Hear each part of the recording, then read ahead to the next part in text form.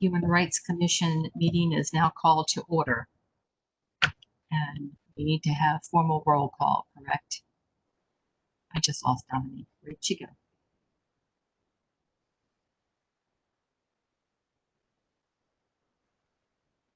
She's trying to help the sheriff, probably. I'm trying to help Mark get on. Okay. Okay, so where are we? I can do roll call. Roll call. Okay. Thank you, Ginger. Shall I proceed? Yes. Sylvia Nearly Strickland, Here. Beatrice Amberman, Here. Joe Burnsworth, David Calliot. We know he's here. Yes. Tommy Cuban. You can also unmute yourself, I believe. Luis Rivera. Teresa Stanley. Here. Mark Stevens. Ron Taylor. Jojo Arencia. He's sick. Rabbi Zolberman. Yes. Allison White. Here. We are missing Jojo Arencia, Mark Stevens, and Ron Taylor. Francis Knight Thompson, I'm here. Francis, thank you. There's Carla. And Carla. Yep, I'm here. Okay. Great. Thank you, everyone. We were going to have a discussion, but I've returned. Mark's gonna he's having some sort of difficulties. He's just gonna go ahead and try to call in. Mark, where are we with the sheriff? And I have a new caller on audio only, so let me see if this is the sheriff. No, this is me, Lois. Okay, are you with the sheriff, Lois? No, we're still trying to get him connected. Okay, can he call in using the dial-in number? Yeah, let me see if, give me a minute. Let me see if I can do it that way. Yeah, I sent him You a got it, number. Rick? He's supposed to be calling in on the phone. Okay. Thank you, Lois. I love Councilman Bellucci, do you still yield to the sheriff first? Can't hear you. You're muted. Councilman Bellucci, your microphone is now open. I yield to the sheriff, of course, but I'm under quite a bit of a time crunch, and we have an important topic to discuss. How about what it is now 4:10? You have to leave at 4:30. Since sheriff is that him? How about if we Sheriff's not on yet. okay. Michael, do you mind not yielding to him and continuing with our discussion? We need to talk about that. You have to leave at 4:30. Yeah, I think we can make it hopefully a quick conversation. Okay. If you're ready. We are ready. Well, good afternoon to all of you. It's good to be with you again, and I hope you're all doing well in this COVID era. I wanted to do a little bit of housekeeping today. I had a conversation with Sylvia about the composition of the Human Rights Commission, and I really wanted to seek your counsel and judgment on what's an important issue related to the composition of the commission. Because currently there are 19 members of the commission, one vacancy resulting from the resignation of Raj Islam, and then there are 2 student commissioners who are not participatory. And I think that's a fair characterization at minimum of the 2 student commissioners. Sylvia and I have had many discussions about the composition of the commission, even I dare to say some debates. And I wanted to share with you kind of where we are and then really yield to see where you think we should be, because this is a chance to potentially make some adjustments if you all determine that's necessary. I should share that The commission hasn't always been 19 members. I think originally it was 11, and then progressively there have been more added. The 19th member was added because there was a clerical error during one of the appointments. And so while there's a vacancy now, there's been some discussion about potentially changing the ordinance so that the composition would be not 19, but that would be 18. I don't really have an objection to that, although in this environment, you might argue that the more, the better, more perspectives, more voices at the table, the better. The other thing that I would say is that there have been several occasions, more than several, during our closed sessions when other members of council are interested in making an appointment to the commission. I've been holding them off now for months, and I would like to be able to approach them the next time we have this discussion with some answers about what we're going to do with this vacant seat on the commission. The other thing that I would, moving to the students, there are currently 2 student positions, both non-participatory, but we've had some wonderful student commissioners, as all of you know.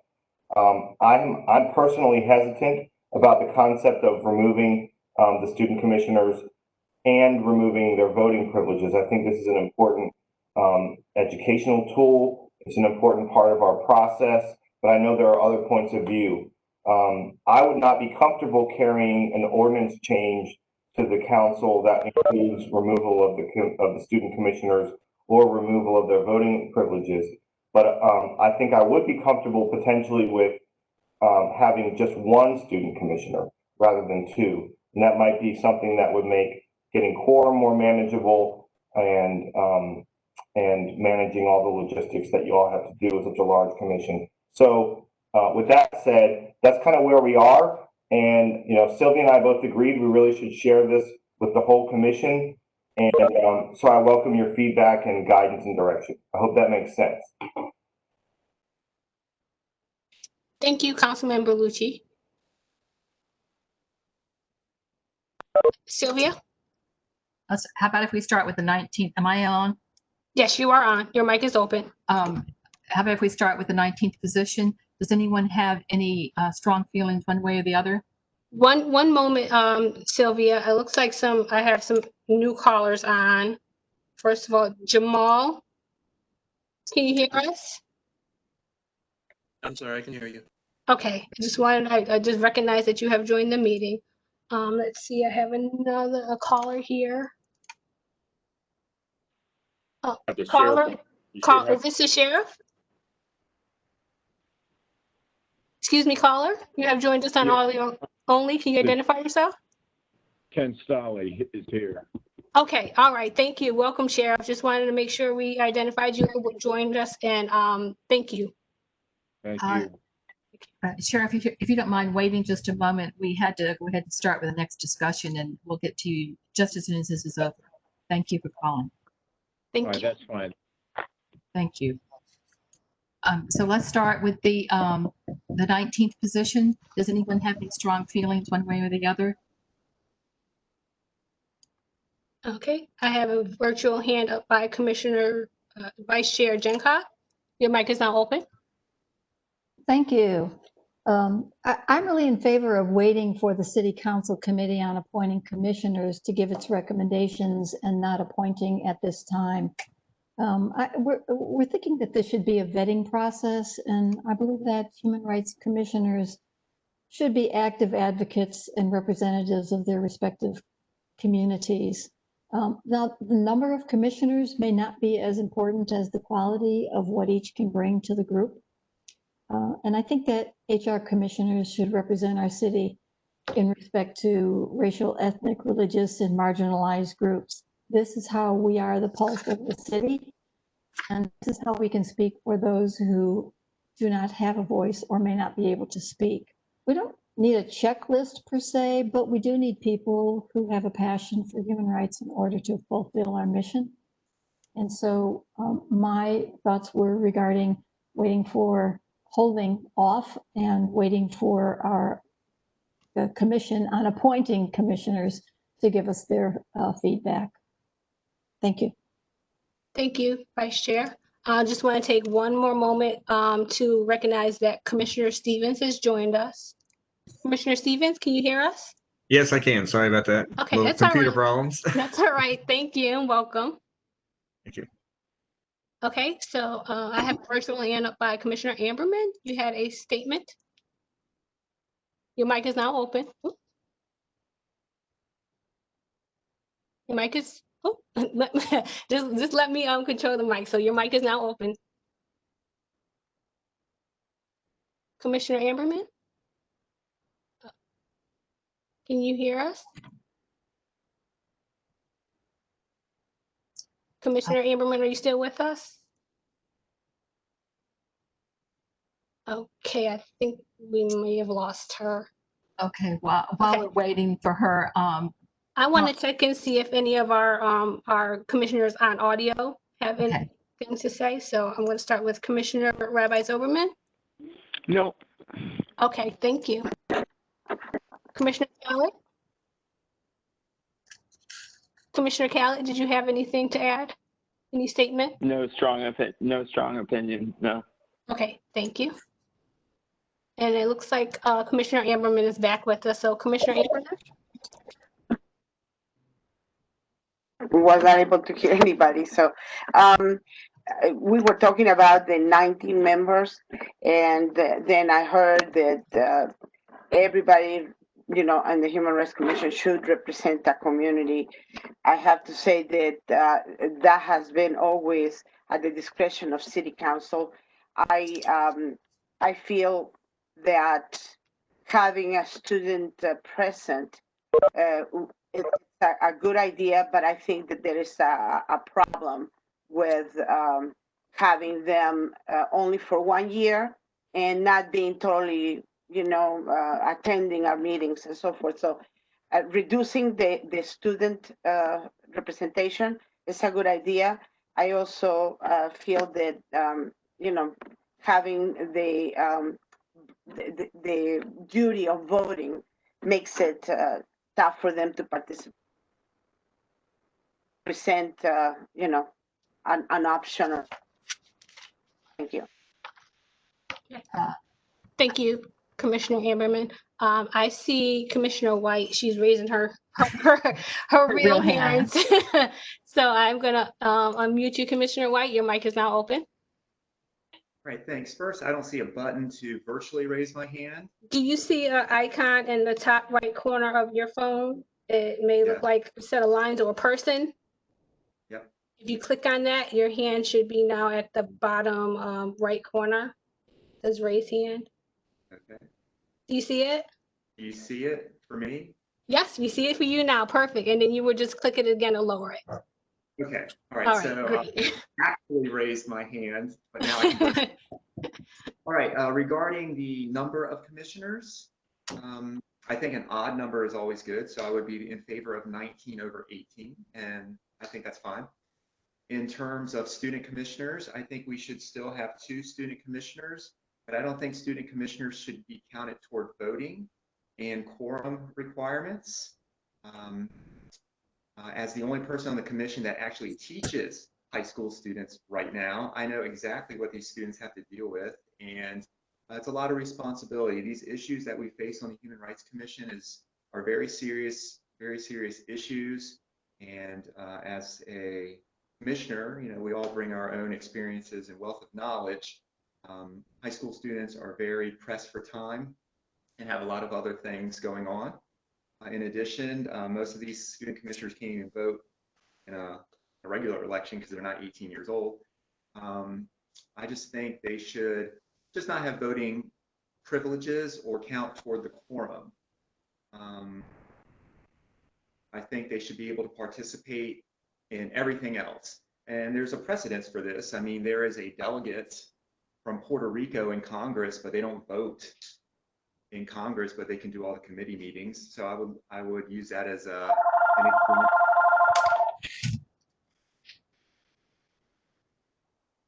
All right, thank you. That's it. Thank you. Thank you, Commissioner White. Okay, and I see a hand. I see some hands going up, but I want to take one moment to recognize that Commissioner Taylor has joined the meeting. Commissioner Taylor, can you hear us? They're asking, can you hear? Commissioner Taylor, can you hear us?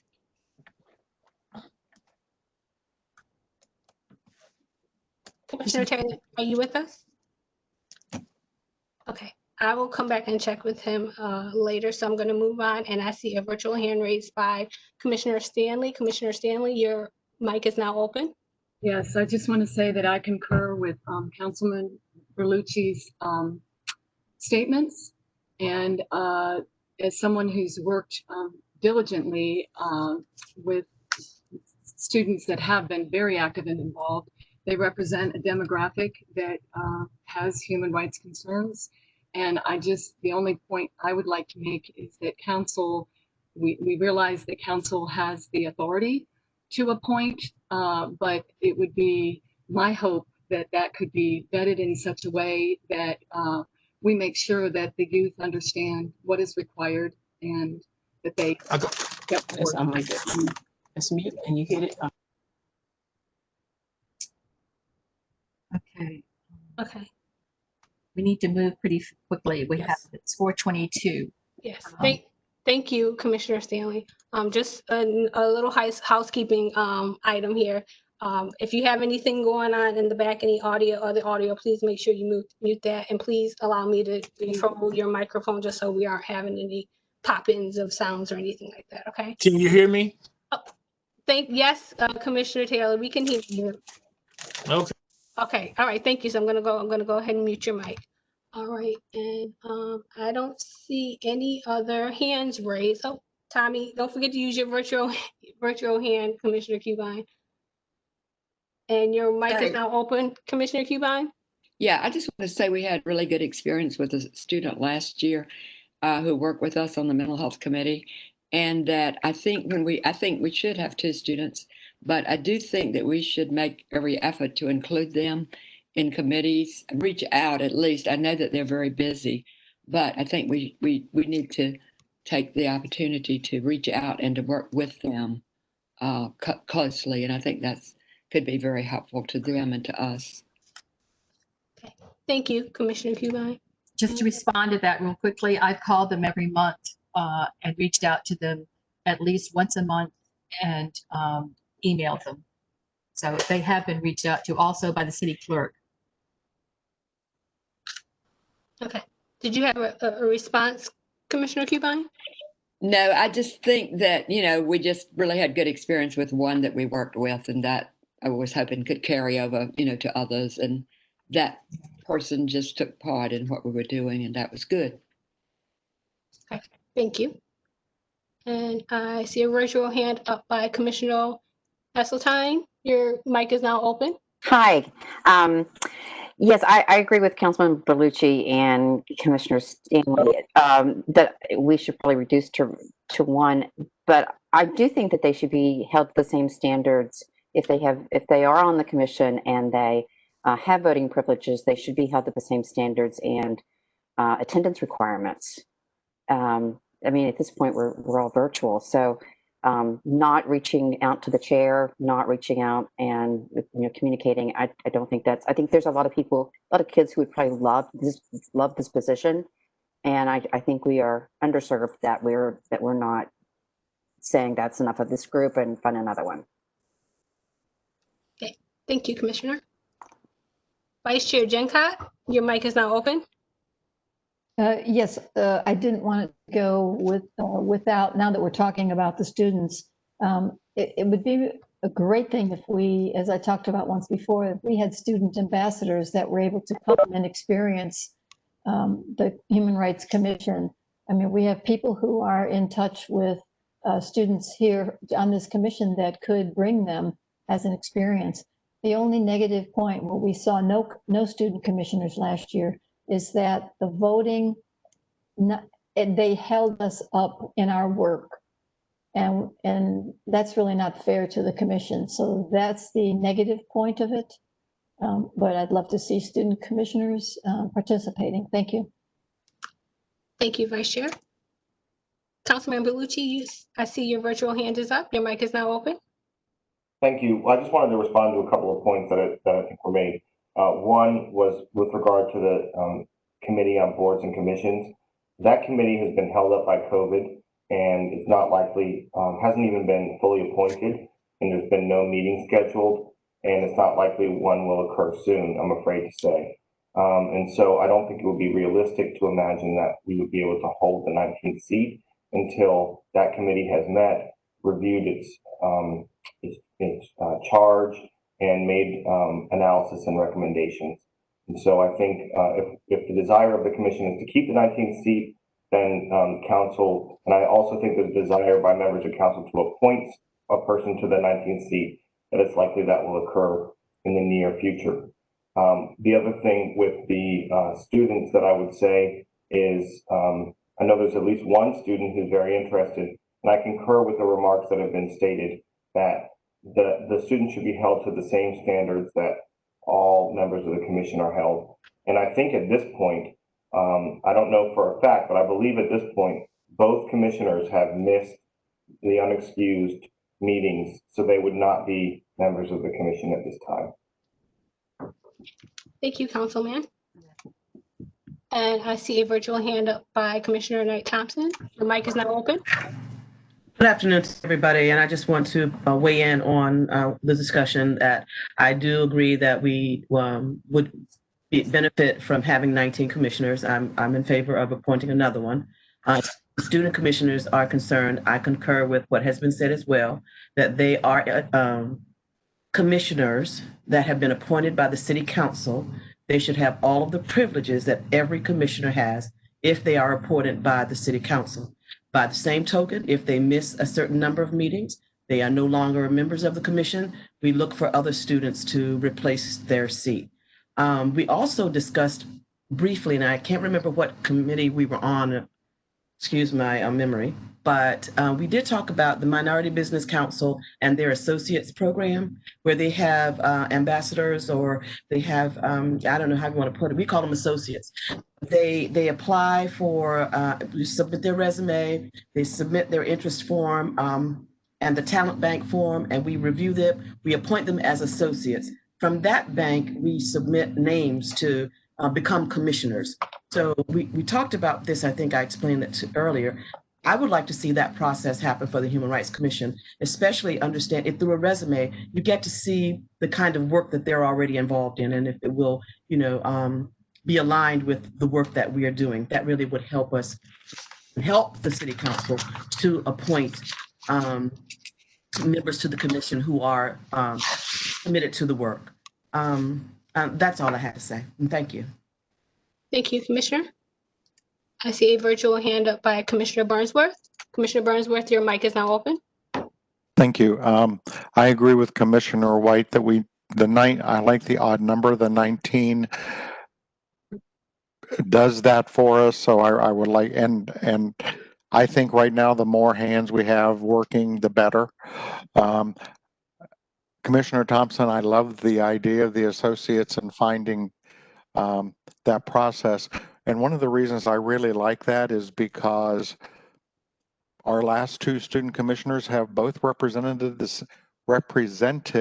the same area of the city. They were both from Bayside. So if they were there and they were giving perspectives, they're giving a narrow perspective rather than one from a variety of student perspectives from areas of the city.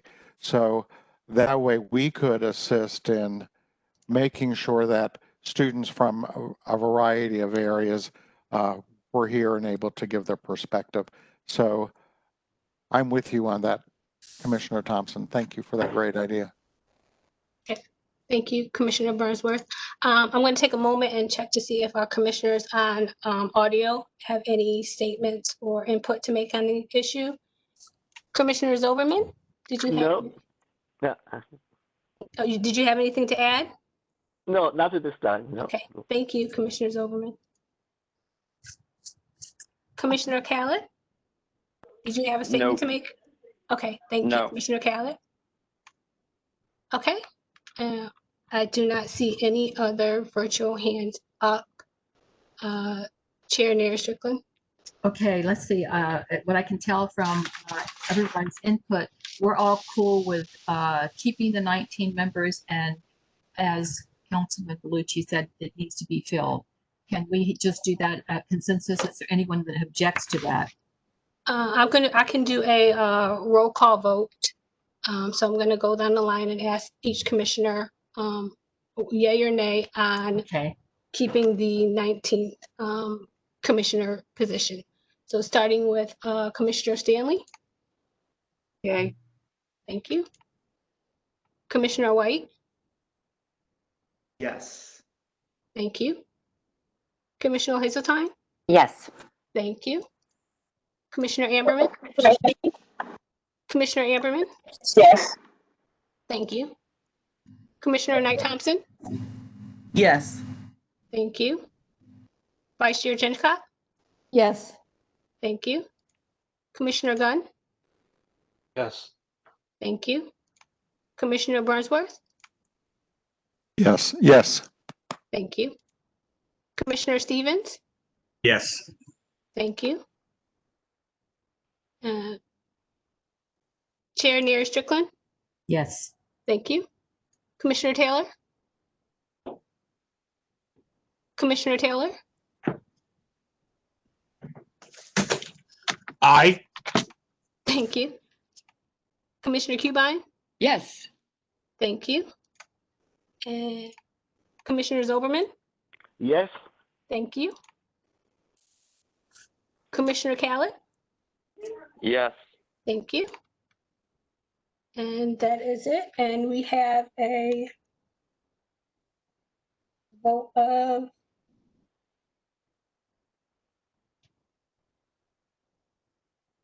Commissioner Rivera. Did we lose him? I believe we lost Commissioner Rivera. Okay, in that case, we have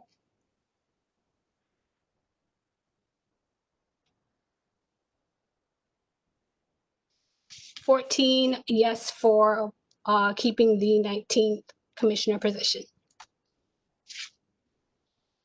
Okay. How do you want to do the students? Does someone want to make a motion? Does anyone want to make a motion? Commissioner White? I think there should be 2 votes. I was listening to all the discussions about student commissioners, and it seems like there's 2 issues: whether we should have student commissioners and whether they should vote. I think we should have student commissioners. I don't think they should vote or count against quorum. So I don't know how I would present the motion, but I favor having student commissioners, but I don't favor them counting toward the quorum or voting. They can participate in anything. They can do any committees or whatever like that, but they just can't vote. I just think it's inappropriate. And also, just to add, we say they're just like commissioners, but we keep calling them student commissioners. Why? Because they're different. We're appointed for 3-year terms. They're not. So they are different than us. We keep calling them student commissioners, not commissioners. So I think they should have all the privileges of commissioners except voting. So I think there should be 2 separate votes if that's an issue. Thank you. Okay. Thank you, Commissioner. Commissioner Stanley? I don't know if I can make a friendly amendment to Commissioner White's proposal if that's on the floor, but I was going to propose that we keep student commissioners with the enforcing that requirement that if they, are not making the meetings and not participating, that would take care of the voting issue because they get put off. And I would also say that I think having the bank to maybe adopt Commissioner Knight's suggestion about having the bank to gather interest, but make sure that vetting of when City Council appoints, that they're very aware that those students have to meet full requirements. And I would not support taking away voting rights. I was a part of working with commissioners that were very active and very good commissioners to get the vote. And so I would say they should have all the rights of a commissioner if they're serving in that capacity. So that would be a friendly amendment to that proposal if that could be accepted. I don't think that counts as an amendment. I think that counts as an objection. So the motion on the floor is to have both student commissioners, but to not have voting rights, but all other rights would apply to them. Is there a second to that motion? Commissioner Amberman? Your mic is open? We just lost her. We just lost her. Okay. Vice Chair Jencott? I second the motion. Okay, thank you. Okay, we have a first and a second to keep the student commissioners at the number 2 and as they are, but without voting rights, and they would not count toward the quorum. Is that correct, Councilman White, Commissioner White? Yes.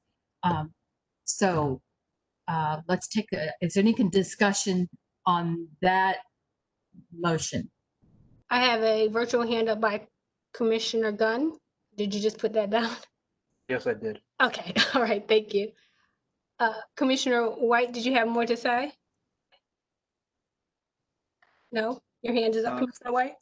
Are we doing 2 different motions? One to have commissioners and one whether they vote or not? Is that what we're saying? I think we're all in favor of having commissioners, so I just put it in one, that you have commissioners, just as you said, all of their responsibilities, but they do not vote. Okay, so the only thing we're voting on is whether or not they can vote on official business or not. Correct. And Ginger, second your motion. So any more discussion? Yes, I have a virtual hand up by Commissioner Hazeltine. Your mic is now open. Hi. I don't know. I can't support them not having voting rights. I mean, either they're a commissioner, and we can even take away the student because they're a commissioner and with all the rights and responsibilities, as well as being if they don't hold up their their attendance records and such. But I think there's some value in if we are better with. I mean, I don't know who does the process, but if we're better with our vetting, if we're better with intent, I think it's a real value to a demographic that we don't have included here, as well as a great learning experience. And I think they should have voting rights. Any other discussion? Thank you. Let me check and see if Commissioner Zoberman, do you have anything to add? No. Okay, thank you. Commissioner Callett, your mic is open. Did you have any comments to make? No. Okay, thank you. And Commissioner White, did you have more to add? Just to add, as I use an example, there's a delegate from Puerto Rico in Congress. They can't vote on bills, but they can serve on all committees. It's the same example. And maybe we can ask some of the student commissioners themselves. Are they here right now? So, that's it. Thanks. Thank you, Commissioner White. Commissioner Knight Thompson, did you have more to add? Yes, I just want to say I also cannot support that they would not be able to vote, because if we're going to hold them to the standards of the rules of attendance, and if we're going to expect them to be engaged in our work, then they should be privileged to choose our work and choose how they want to participate, choose how to vote and be a part of the process. So I want the students on there. I'd like them to have the full rights of all of the commissioners. I also want to put forward, and I don't know if it's through this motion or not, that we do possibly, instead of, we're spending a lot of time on this issue, perhaps assigning some students to an ambassador or associates program until we can make a decision, maybe with more discussion and more time, to consider whether or not how we want them to interact on the commission, and appoint them to an associate's level before we, appoint full-fledged commissioners through the city council. I just have a strong feeling that if they are going to be appointed by the city council, if we are going to hold them to all of the bylaws and all of the rules of the commission, they should have a vote and have a voice on what they're doing on the commission. Thank you. Thank you, Commissioner Knight Thompson. Commissioner Heseltine, you had a statement. Yes, I'm sorry. I'm sorry. I thought we had decided to go with one. I thought, and I actually think it's a great compromise of, Commissioner Stanley's mentioned that we've had them before and they've turned out, they had great experiences, as well as Commissioner Kubine. Maybe we do drop down to one, again, I think they should get all the rights and responsibilities as a full commissioner. Thank you, Commissioner. Commissioner Kubine, I see you raising your actual hand. I was thinking we were going to vote on whether they have the right to vote, and we've already decided that we'd have 2 students. And I'm in favor of having them have the ability to vote because, again, I think that's a part of their overall experience and decision making and that sort of thing too. So are we voting on? The vote on the motion on the floor is to have 2 students, and they have all rights to belong to committees. They don't count toward our quorum, and they do not have voting rights. And it was seconded by Vice Chair Jencock. That is the motion on the floor. So we would be voting on whether or not they can vote. Exactly, and be counted toward our quorum. They would. That was right. So we vote against this if we want them to be able to vote. Yes. Okay. Let's do a quick vote and get this off the floor, because I don't think we can amend that the way that everybody else is wanting to go. Okay, so we're doing a vote for the motion to maintain the student commissioners, give them all the benefits of being a commissioner except for no rights to vote, correct? And they don't count toward and they don't count to the quorum. Okay, so once again, this is a vote for maintaining the 2 student commissioners. They maintain all the rights of a commissioner except for being counted towards our quorum, and they do not have voting rights. So I'm going to start with Commissioner White. Yes, they have no voting rights. Is that what we're saying? Yes. It's weird to vote yes for a thing that's negative. Okay, yes, they have no voting rights. Okay, thank you. Commissioner Gunn? Commissioner Gunn, your mic is open. Yes. Okay, thank you. Commissioner Ammerman? Okay, I think we lost Commissioner Amberman again. Okay, Commissioner Hazeltine? No. Thank you. Commissioner Knight Thompson? No. Thank you. Vice Chair Chencott? Vice Chair Chencott? Yes. Thank you. Commissioner Barnsworth? No. Thank you. Commissioner Rivera?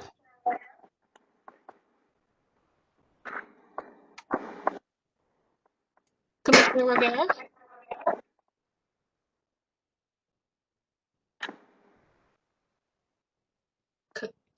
I see Commissioner Rivera, are you with us? Commissioner Rivera? Okay, I think we may have lost him as well. Okay, Commissioner Stevens? I'd vote no. Okay, thank you. Commissioner Taylor? Commissioner Taylor? Sustain. Okay, thank you. Chair Neer Strickland? Yes. Okay, thank you. Commissioner Stanley? No. Thank you. Commissioner Kubine? No. Thank you. And Rabbi Zoberman? Well, it seems to me that given the special position and the serious issues before us, maybe we should ask them if they would like to vote or not. I think that otherwise it's putting a heavy pressure on them to participate in very critical votes.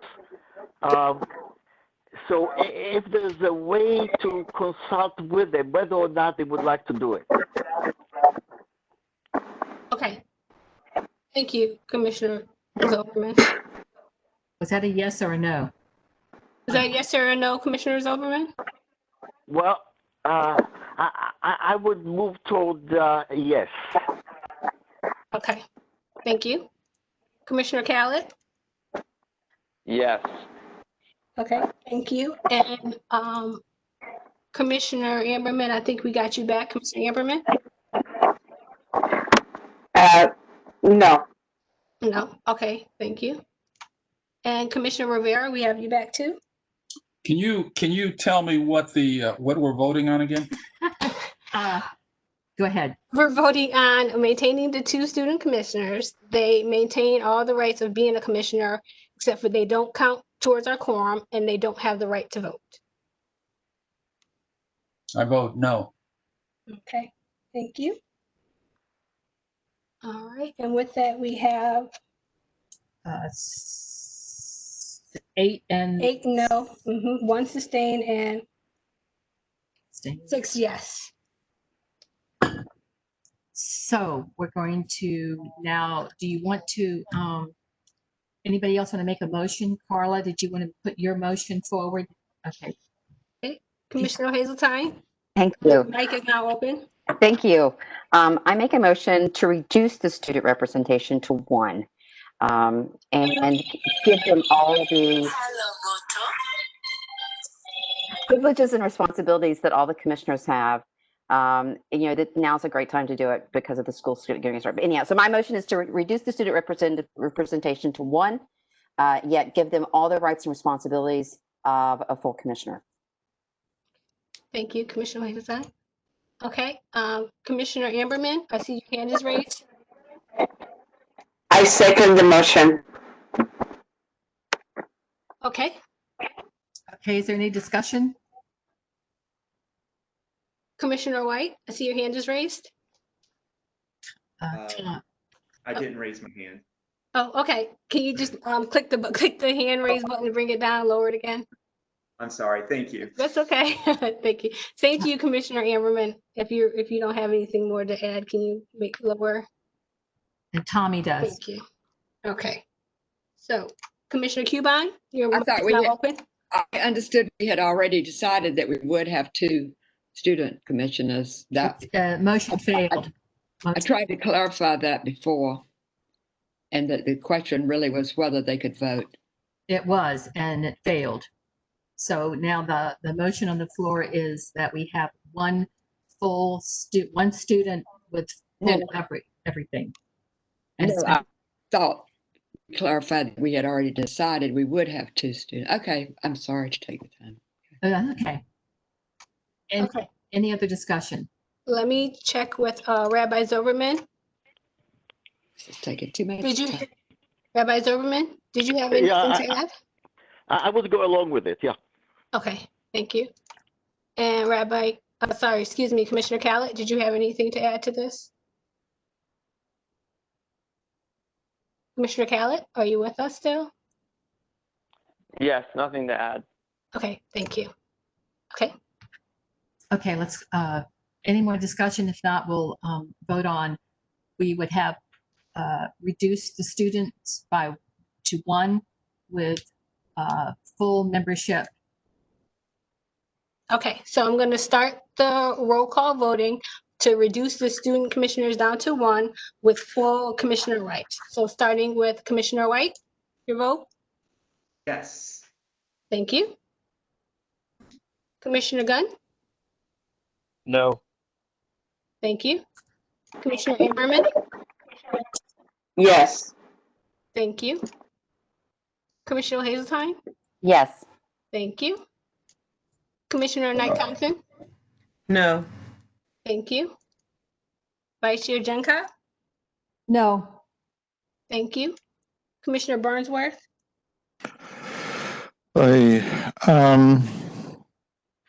No. Okay, thank you. Commissioner Rivera? Oh, can you say that again, Commissioner? I was Yeah. groaning. Oh,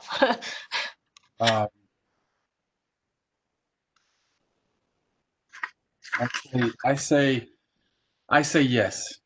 okay. Thank you, Commissioner Rivera. Commissioner Stevens? I'm going to say yes. Okay, thank you. And Commissioner Taylor? Sustain. Thank you. And Chair Neer Strickland? No. Thank you. And Commissioner Stanley? No. Thank you. And Commissioner Cubine? No. Thank you. And Commissioner Zollerman? Yes. Thank you. Commissioner Callett? Yes. Thank you. Okay, and with that, we have, Did we get Francis's vote? we did get Francis's vote. So we have 7 for no, 1 sustained, and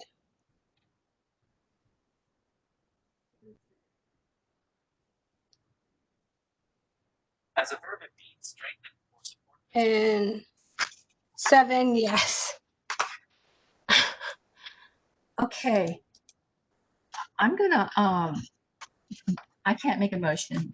Would we like to, it's already almost 5 o'clock. Can we put this on the table to discuss again? At least we can tell Councilman Bellucci that we're all in favor of the 19th person and fill it. And then we'll discuss this at maybe the next meeting. It's not like, both students are now no longer with us. Is that correct, Rod? That's right. I think you'll be sending an email to the clerk if it hasn't already happened, informing her of the excessive absences. I will note that if we have 19 members, which includes 2 students, but now we're only going to have 1 student, then doesn't that bring us down to 18? Oh, yes, it does. And also, may I ask, since if we do say go to 1 student, this has to be the change in the ordinance. Do we need a 2/3 vote, or is it a regular? The ordinances happen 2 ways. The HRC could vote to give me direction to change the ordinance, or your council liaison can just tell me to do it. If Michael tells me to do it, I'm going to do it. And let me say, you know, I jumped to the conclusion that if we take away the 1 student, we're at 18. It's still possible that you could have 19 members. It's just that if we take away a student, then that will be 2 adult vacancies to fill. Oh. What is the pleasure of the commission? Do we put this off and discuss it later? Go with the 19th? We voted on, and it was unanimous that we keep the 19th position. And as of right now, since if we don't vote and discuss it more, we still have 2 students with full rights, which will be filled. Do we need to do a vote for that? Well, I believe you voted, it was a close vote, but I think you voted to recommend that the student membership be reduced from 2 to 1. I think the council member was seeking the HRC's guidance on what changes would be made to the ordinance with respect to membership. And I think you've accomplished providing the guidance with respect to the number of members. It's 19. Providing guidance with respect to whether just students should vote. Yes. And providing guidance on whether we should have 2 students, and your guidance is 1. So, Sylvia, you could share those 3 conclusions with Michael. And if Michael says that's what I need, I'm going to call Rod. He's going to write this up. He'll reference the votes, and we can get it done that way. If Michael instead says, well, I'd really like it if the HRC would vote on the new proposed ordinance, then I'll get that thing written up. And at your next meeting, we'll have a recorded vote. I have a virtual hand up by Commissioner Burnsworth. Your mic is open. Wasn't that vote on one, wasn't it the vote on one student with voting rights? Wasn't that a tie? It was, 7-7 and then a sustained. and a sustained. So it was 7-4, 7 against, and 1 sustained. So that would mean the motion dies. Right. Well, I'm sorry. I thought what I heard was 7 yes, 6 no, and then this 1 vote for sustain. Is what is the import or the meaning of sustain? Is that abstain? I'm abstaining. I'm not voting. That's what I took it as. Yes. All right. So of the members who voted, there were 13 members who voted. 7 voted in favor. 6 voted against. 7 is a majority of the membership voting. It was 7-7. Oh, it was 7-7. Yeah, 7-7 and 1 sustain. All right, the motion fails. Never mind. Thank you. Okay. The chair would entertain a motion to table this and talk about it next meeting. Somebody raise their hand. So I have a hand. Commissioner Amberman. Commissioner Amberman. I move that we table this for the next meeting. Okay, thank you, Commissioner Amberman. Commissioner Knight Thompson, your mic is open. Yes, I second, and I'd like to just make a brief comment before the goes on the floor. I would like for us to consider that there was a purpose and a reason for assigning 2 students to the commission. I'd like for us to table this so that we can go back, research it, look it up. Why did we assign student commissioners would come and represent? It would be unfortunate for us to make a decision on all of the students in the entire city of Virginia Beach based on the performance of 2 over a course of the year that we have had them on the commission. So I would like for us to go back, table this, go back, research why did we even have them on the commission in the first place? Whose idea was it? And then bring it back with the information, and then we can have a vote. But I would hate that we would make a decision on all of the student involvement based on the performance of 1 or 2, because we have had, as we talked about, we have had success and complete engagement and involvement from students in the past, and since I've been on the commission. So yes, I second that motion, and I would like to see us go back and research and see what, what's going on. Thank you, Commissioner Knight Thompson. Do we actually need a vote to table this? It sounds like we're all in consensus to table it. I see nods. Yes. Okay. We are tabled. Thank you very much for the discussion, and I'm sure it will be lively next time again. Sheriff, are you still with us? Sheriff, your mic is now unmuted. All right, I'm still with you. Okay. Yes, sir. Thank you so much for joining us. I didn't hear you. Could you say it again? I said thank you so much for joining us, and I understand you're going to speak to the 2 deaths that happened in the jail recently. Yes, ma'am. Let me start off by saying, as of August 1st, we had the way that the patient makeup or the inmate makeup was, we had 355 inmates with chronic medical conditions. We had 5 pregnant patients inmates. We had 740 inmates on medication, 472 inmates on mental health medication.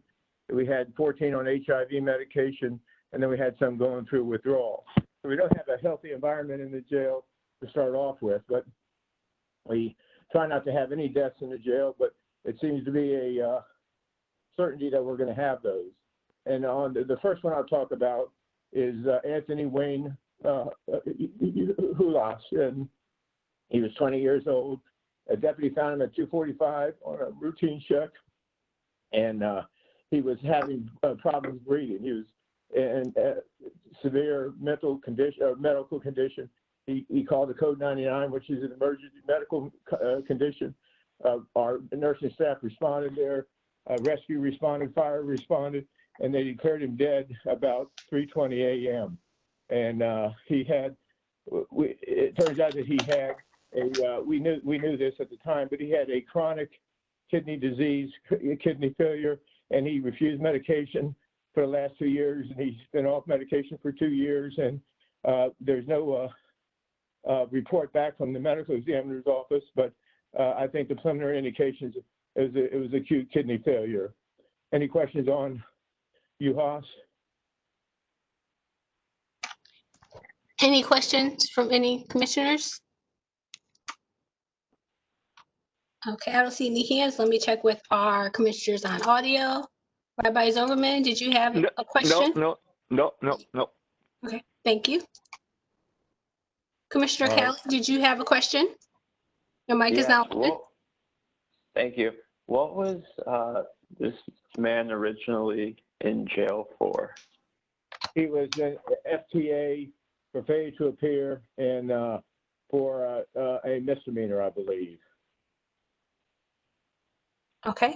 Any other questions, Commissioner Kelly? I was gonna say, so I mean, the reason I guess for my question was, I don't know how to phrase this properly, but obviously, you know, losing an inmate stinks, but it stinks even more when they're in there for, I think you said failure to appear in court and the misdemeanor. I mean, it kind of gets back to the point, should he have even been in there in the first place?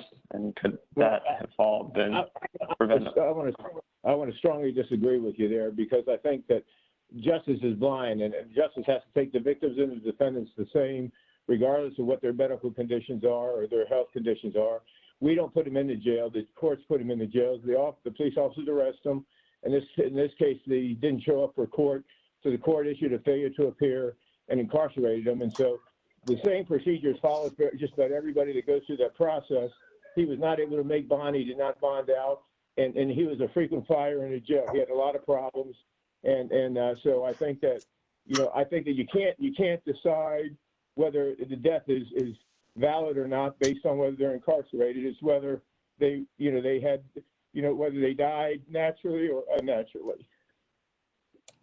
Right. I know you said justice is blind, but I think you mentioned he couldn't make bond. And so that would mean if someone in his position that maybe had a little bit more money for the same crime, he would have been out of jail. So this isn't a critique on you, obviously, because you guys follow the laws, but more so just thinking out loud. You know, you have two individuals, one maybe has a little more money than the other. They're not in jail. Maybe they don't commit suicide. And it just seems like, you know, again, not a critique of you, but the bond system or something here maybe is flawed. So that would be my initial take on the. And I think when we have deaths in the jail, we consider, you know, what is a misdemeanor guy doing in here in the first place with a kidney failure situation? But he probably would have died on the outside because he was refusing treatment from anybody. But that doesn't justify it either. But you have to realize with the FTA, the magistrates are not going to release him if they got a history of failure to appear in court. They're just not going to release him. And so this guy made his own bed, and he refused treatment from us. He refused treatment on the kidney failure for 2 years. And so I think that this is just one of the factors that happens when you have to run a jail and the inmates you put in there aren't the healthiest people. Thank you. Okay. Thank you, Commissioner Khaled. Commissioner Heseltine, I see your hand is up. Your mic is now open. Yes, thank you. Thank you, Sheriff. You said he was discovered at 2:45 a.m. Yes, I'm just curious, when was he checked previously, and had he complained anything? Had he complained of any problems prior?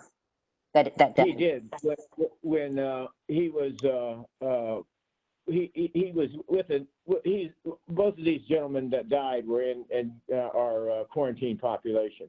And I actually give you a little bit of history on that. We've never had a quarantine population until the COVID-19 thing came around.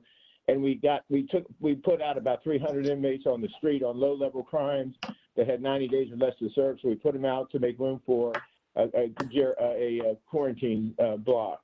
And so both these inmates were in the quarantine block. They were relatively newly introduced into the settings. They hadn't been there 14 days. We have a general population. We have a quarantine block. and we've been able to keep COVID-19 out of our general population in the jail, which is a miracle, I think, by creating this quarantine block. But both of these gentlemen were in the quarantine block and had not been in jail for 14 days. We have a policy in quarantine, and it's a statewide policy, whether it's quarantine or general population. You have to do 2 checks an hour on each inmate. You have to walk through floors and do 2 checks an hour on each inmate. And all the checks have been done on both of these inmates. So I don't have the exact time, but if he had, if they found him at 2:45 or 3:45, whatever it was, they had to have done a check within an hour of that time, or two checks within an hour of that time. And so the last time he would have seen him alive was probably an hour before that. Now, there is another issue that has come up in that he was not feeling very well, and the deputy went to a nurse and asked the nurse to check on him during one of his rounds. I don't think it was the one just previous to his passing away, but it was one of the rounds earlier. And the deputy took the nurse to the patient cell, opened the inmate cell, opened the door, and the nurse had a discussion with him and decided that he did not need any further medical assistance. I think she was wrong, and we're investigating that. But he was complaining about being hot and wanting ice water, and I think that those are symptoms of what a disease called guilt disease, which is a spinoff of kidney failure, and I think that's probably what caused his death. Thank you, Sheriff.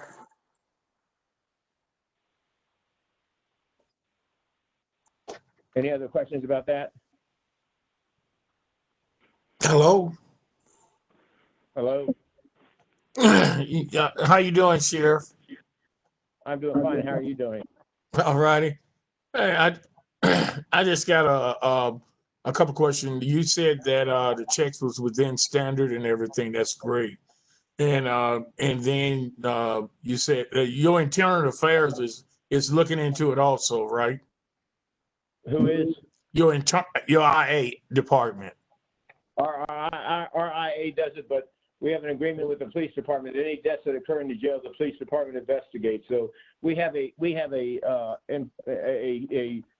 human relations study going on into our. We have an internal study going on to make sure all of our requirements were met.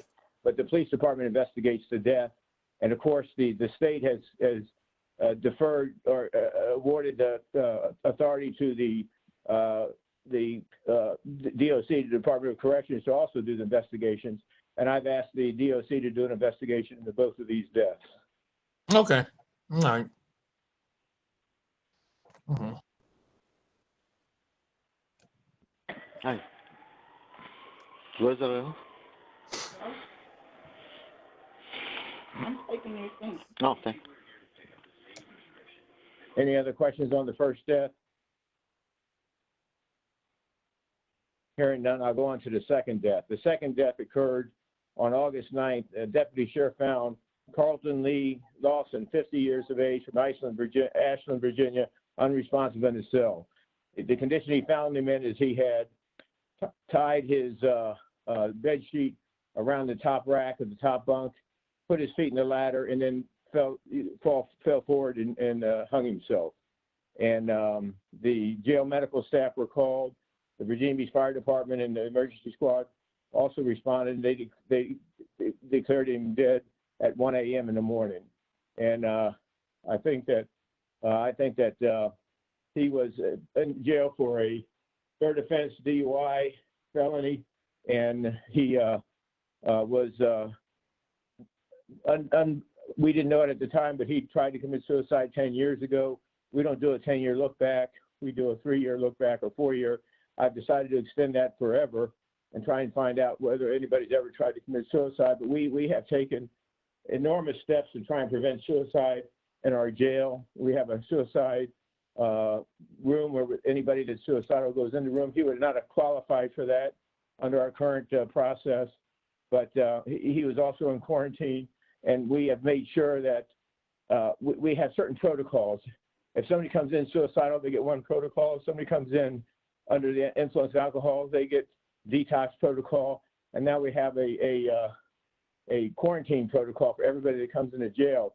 So we're having to arrange those so that the protocol for quarantine doesn't eradicate the protocol for detox or suicide. And so I think this was just a jail suicide that we had no prior knowledge that he was going to commit suicide, was not suicidal during the psychological interview that we did at the beginning or the classification interview that we did at the beginning. And it's just one of those things. We take great steps to try and avoid this, but sometimes, you know, you can protect people against other people, but it's very difficult to protect people from themselves.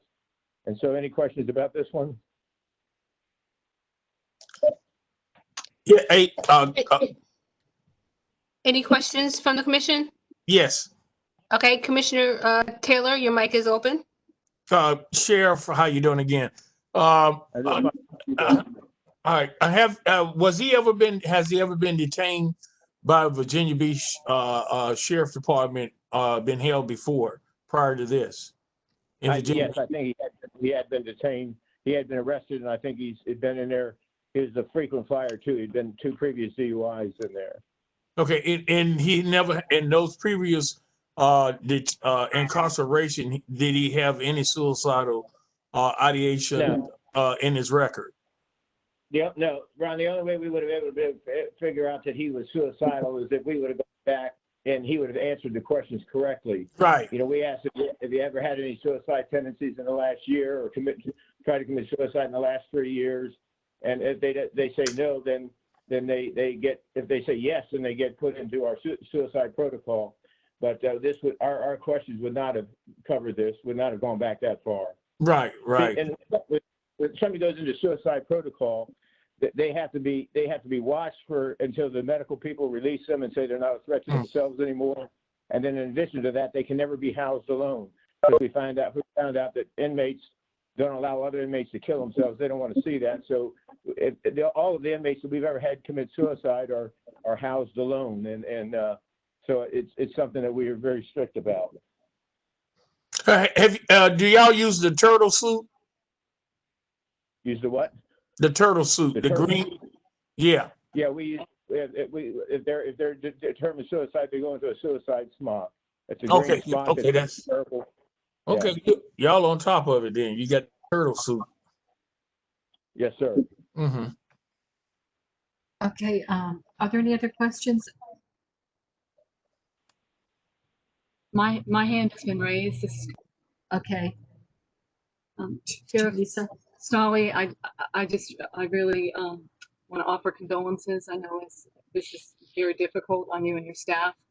But when you talk about, and I'm really impressed to hear about the suicide protocol being looked at, I'm assuming that you're talking about making some revisions to expand that. You know, at least that's what I thought I was hearing from you. And I just I wanted to add that, you know, as you take that under consideration, looking at things like, you know, the DUI, once there's a third, you know, charge, it becomes a felony, which sometimes can really exacerbate people's mental health condition, those kinds of things to kind of be added to some of that checklist, just as Commissioner Calliot talked about, you know, who should be in jail for being able to bond out, those kind of things. But I'm hoping that, because that's what I'm hearing in your voice, and I just really want to commend that, and I hope that we'll see some of that in those revised protocols. We're doing that. We consider most of that stuff now. We consider the third offense felony because that's one that somebody's committed a lot of misdemeanors in their lives. You know, it's a step up for them. We consider child abuse and domestic violence, all those things in our suicide protocol. But we're thinking about expanding it to a longer stretch of time because I'm of the opinion that if somebody once degenerates into the point where they're thinking about suicide, then they can do it again, regardless of how long the past event took place ago. But, you know, the bad news is I'm expecting 2 more deaths within the next month. And we have an inmate that is severely mentally ill, that can't function and is deteriorating every day. And and I'm trying to get him out of the jail right now, but he'll die on the streets if we put him out of the jail. So I know he's going to die within a month. And I have another inmate that was shot in the back of the head during a domestic fight, and he got shot in the back of the head, and he's in the hospital right now with low oxygen count, and he's going to die. Now, and so, there's nothing I can do about these situations, but, report them when they happen and make you all aware of what's going on. Thank you, Sheriff. Thank you, Commissioner Stanley. And Commissioner Hasseltine, you have a comment to make? Commissioner Hasseltine has a comment to make. Your mic is open. Yeah. Hi, Sheriff. Thanks again. So this gentleman, how long had he been in jail before he committed suicide? I may have missed that. I think he'd been in jail 9 days. Okay. So, and he was in for DUI, correct? He was in for DUI, and he went through our detox program. And so he was, went to detox, and we treated him that way. But we had no idea that he was suicidal. Okay. Okay. Thank you. Thank you, Commissioner. Do we have any other questions or comments? Commissioner Stanley, I see your hand is still up. Did you have more to add? Commissioner Stanley? My apologies, I forgot to lower. Okay, that's okay. All right, thank you. Sheriff Starley, this is Sylvia Strickland. I just wanted to thank you, and we do have now a law enforcement oversight committee. Carla Hasseltine is our chair for that, and also wanted to ask you. Also wanted to ask you, at the beginning you gave us a bunch of numbers. Dominique, did you get all of those? Okay. Yes, I did. I wanted to get those stats. I did. Okay, thank you very much, Sheriff, for joining us and updating us, and we'll be in touch with the Law Enforcement Oversight Committee. All right, well, thank you very much, and I apologize if I seem matter of fact on this and that it doesn't bother me, but it does bother me, and it should bother everybody that works in the jail, and it's one of those factors that we can't control a lot of, but we try to avoid it as much as we possibly can, and I appreciate you all's understanding. Of course, thank you for everything you do. All right, thank you. Thank you, Sheriff.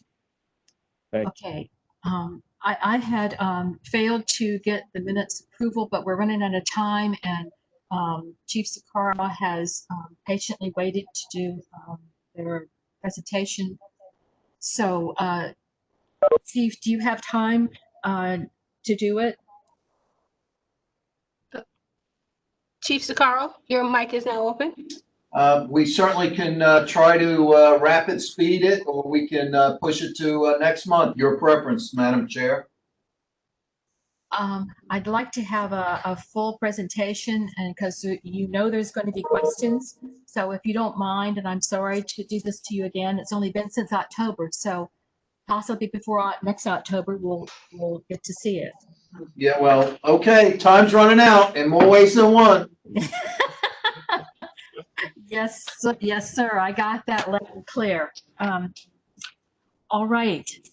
Thank you for. Is there anything that you would like to say before you turn your cameras off and leave? As I see people leaving. No, that's. I had my team come in, and I can introduce them since they're here. Please. Immediately across to my left is Captain Ken Spivey.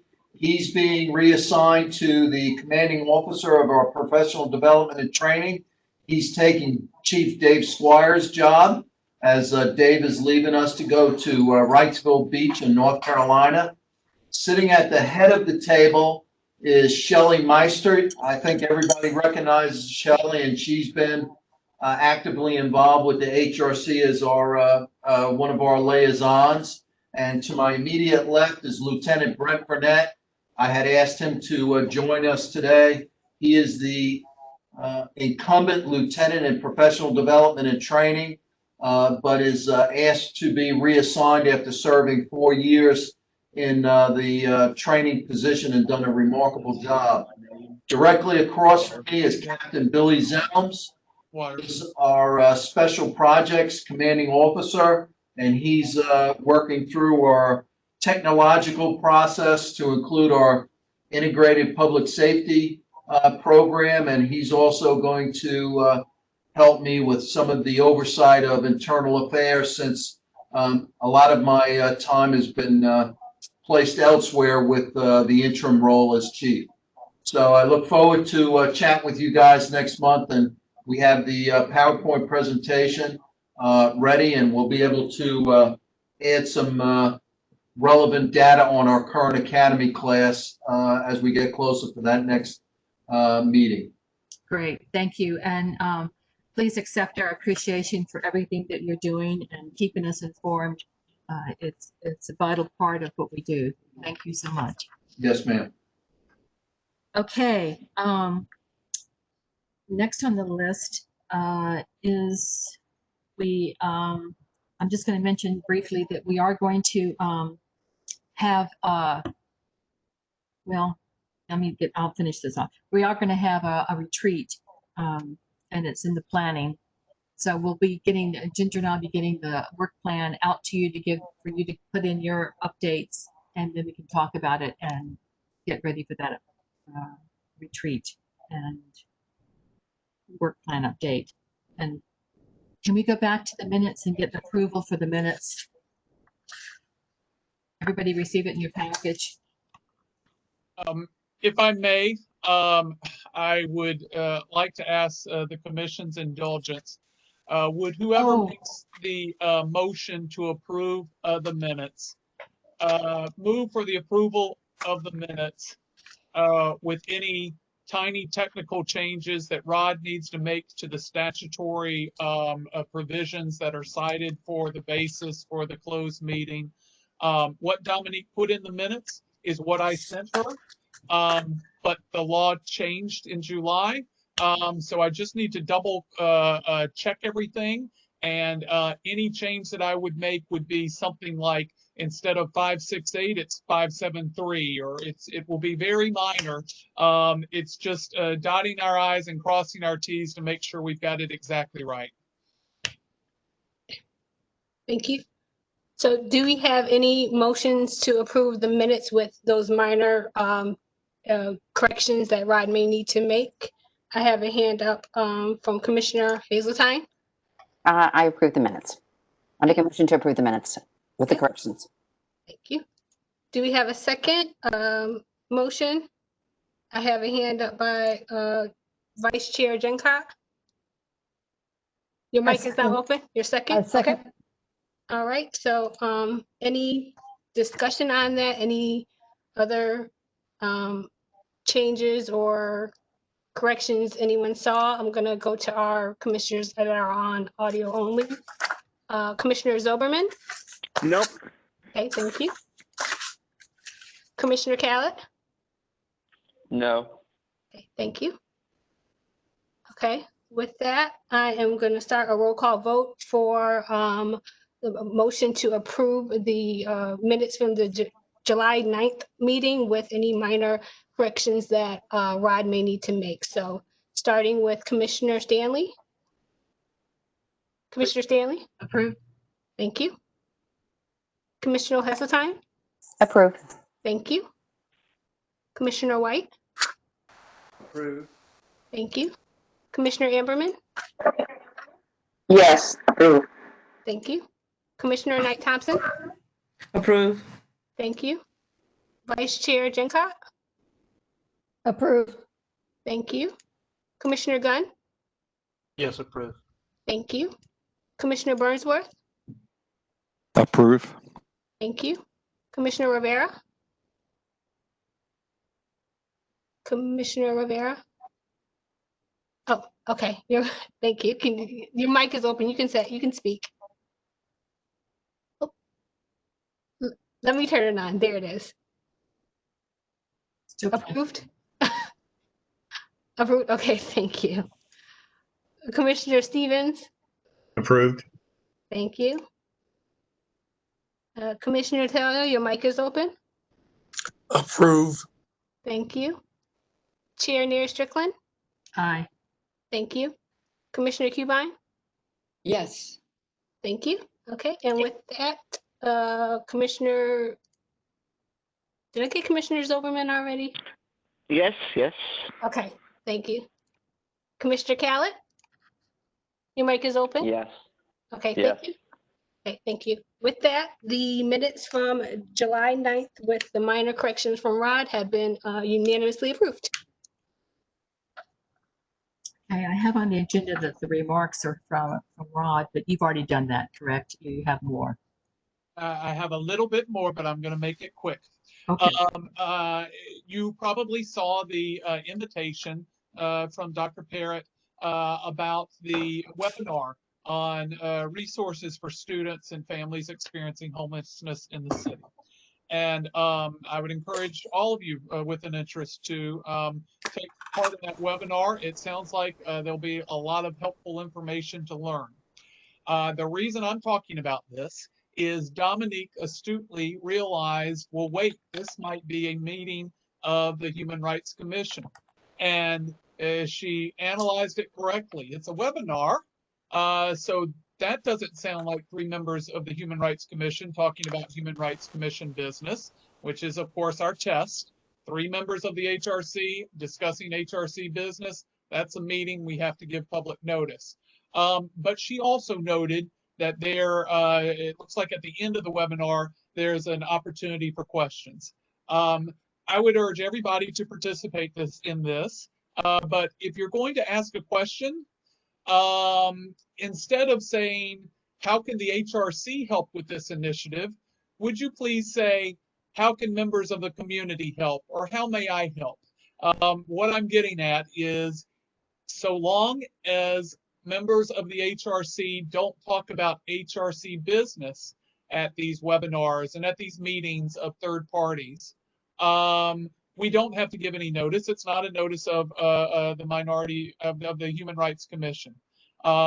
So hopefully everyone is able to appreciate that fine line distinction. It's fine for 3 or more to gather in a virtual setting or an actual setting. Just don't talk about HRC business. If you know that you need to talk about HRC business, you let Sylvia and Dominique know as soon as possible, because staff has a statutory duty to get the public notice out. And in a time of COVID, when we're having virtual meetings, getting that notice out takes quite a bit of effort. So let us know as soon as in advance as you can, so we can hopefully fulfill our statutory duty to provide that notice 3 business days in advance. Okay, I think we may have lost Sylvia. Looks like she's trying. Yeah, I think we might. Oh, Sylvia, are you back? Oh, I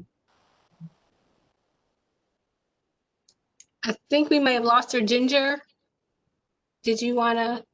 Yes, yes. Sylvia, Are you back, Sylvia? I'm actually, am I here? Yes, you're back. Okay, you're back. Okay, just real quickly, and then I need a moment.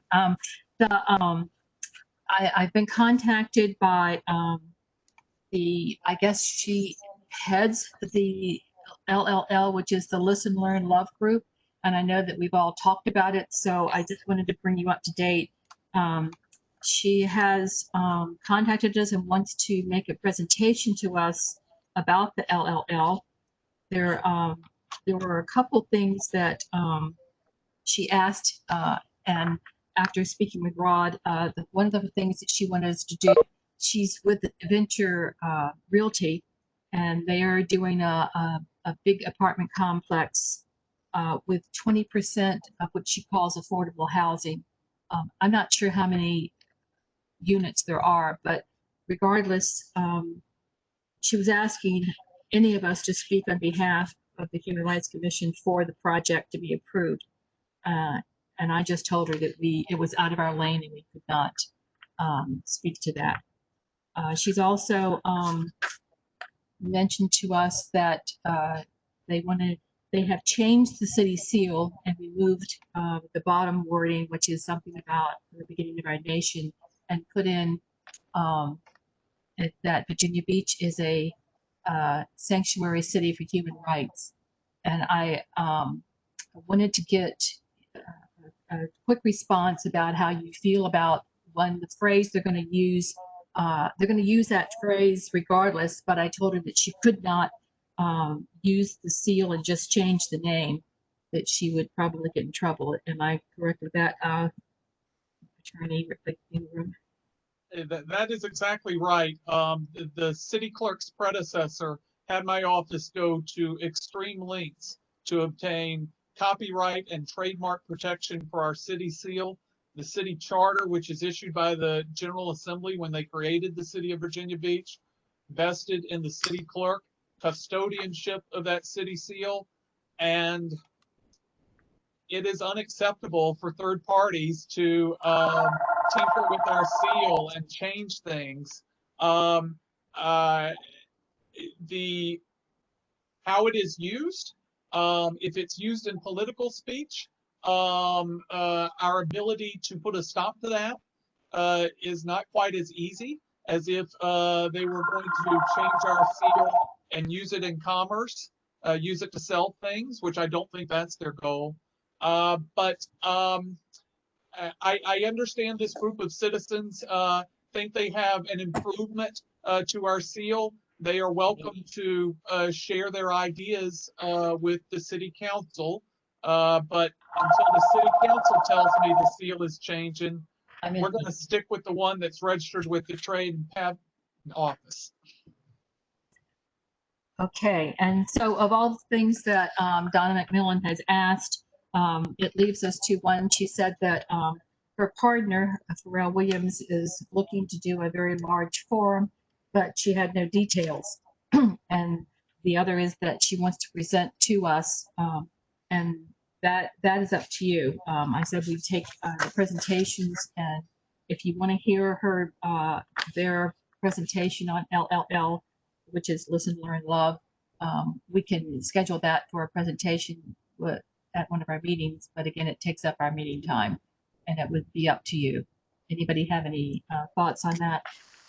I see a virtual hand raised by Commissioner Amberman. Commissioner Amberman, your mic is open.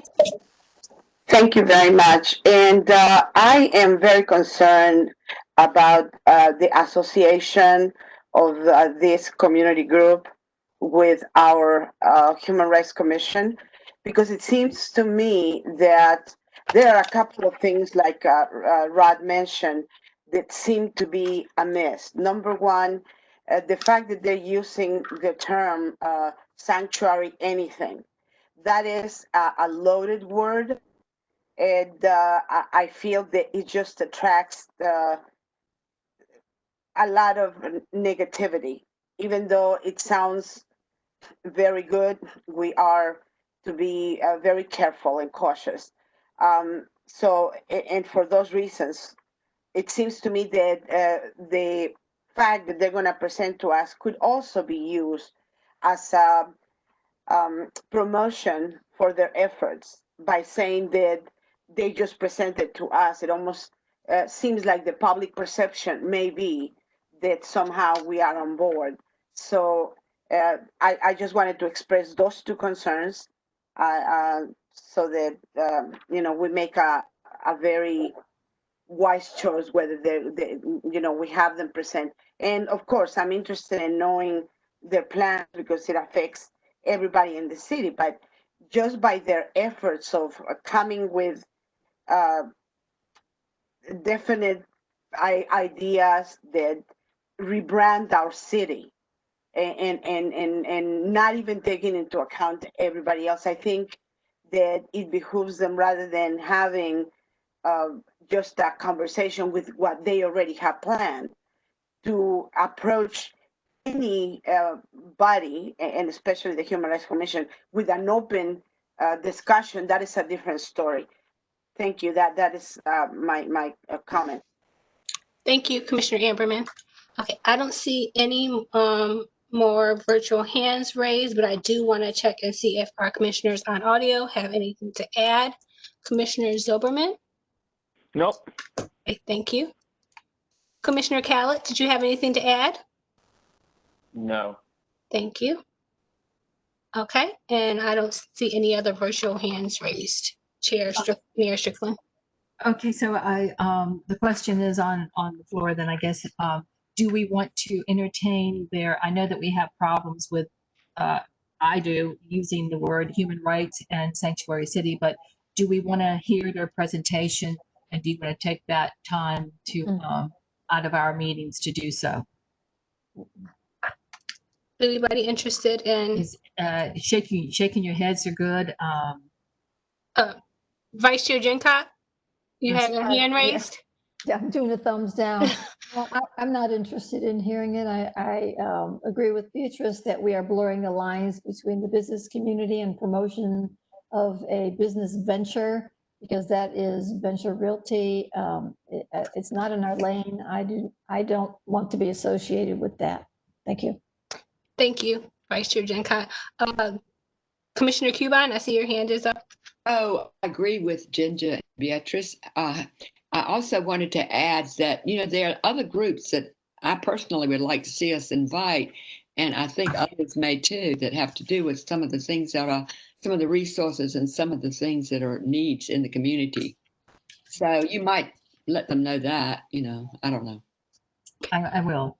Thank you. I think I have enough, unless someone else wants to say anything, I think I have enough to get back with her and say, maybe in the future we'll hear, but right now we really do have full agendas. So, all right, moving on. That's all about the LLL.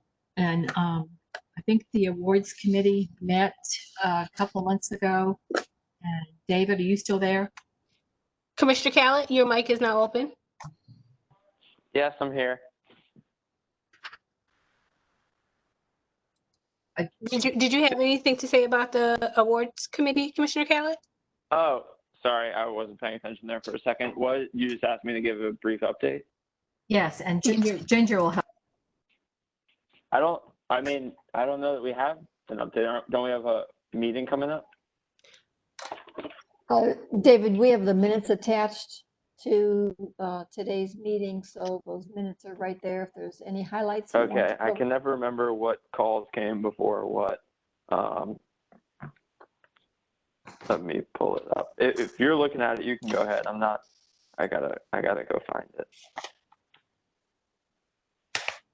Well, while he does that, we can move on.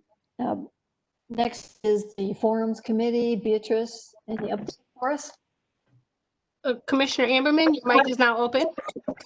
Thank you very much. Yes, I just wanted to bring up the fact that the Racial Tensions Committee had a meeting that I was not able to attend because of a death in my family. And so when I rejoined the meeting, I found out that they have been discussing the issue of having either a community conversation or a forum regarding, racial issues. And I, in the previous meeting that we had, the last month, I think, we all were asked to send a report from our committees, which I did. And I think, unfortunately, because of lack of time, we did not address, the reports that we brought up. So on that report, I was basically stating that the Public Forums Committee needs to meet again, and I was requesting a Zoom meeting or a WebEx meeting so that we could discuss again, all the items that we need to bring up in order for us to, bring back the forum.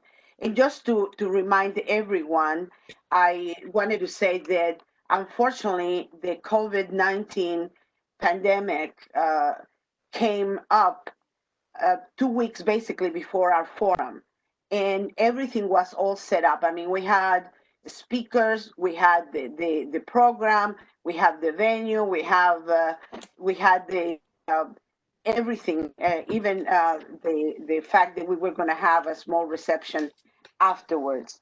And so since there's now this couple of issues that we have in the community, I wanted to remind everybody about the human rights, race relations, which the title of the forum that we put together. And the title was Human Rights and Race Relations. And then underneath, courageous and empowering deliberations.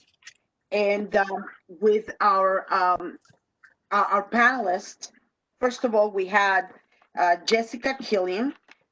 She is a deputy counsel with Governor Northam, and also Grace Kelly. They both were going to be our keynote speakers. And Grace Kelly was going to talk about the commission that is examining racial equity in Virginia law. And then we had approached and confirmed the following panelists, just to remind everybody.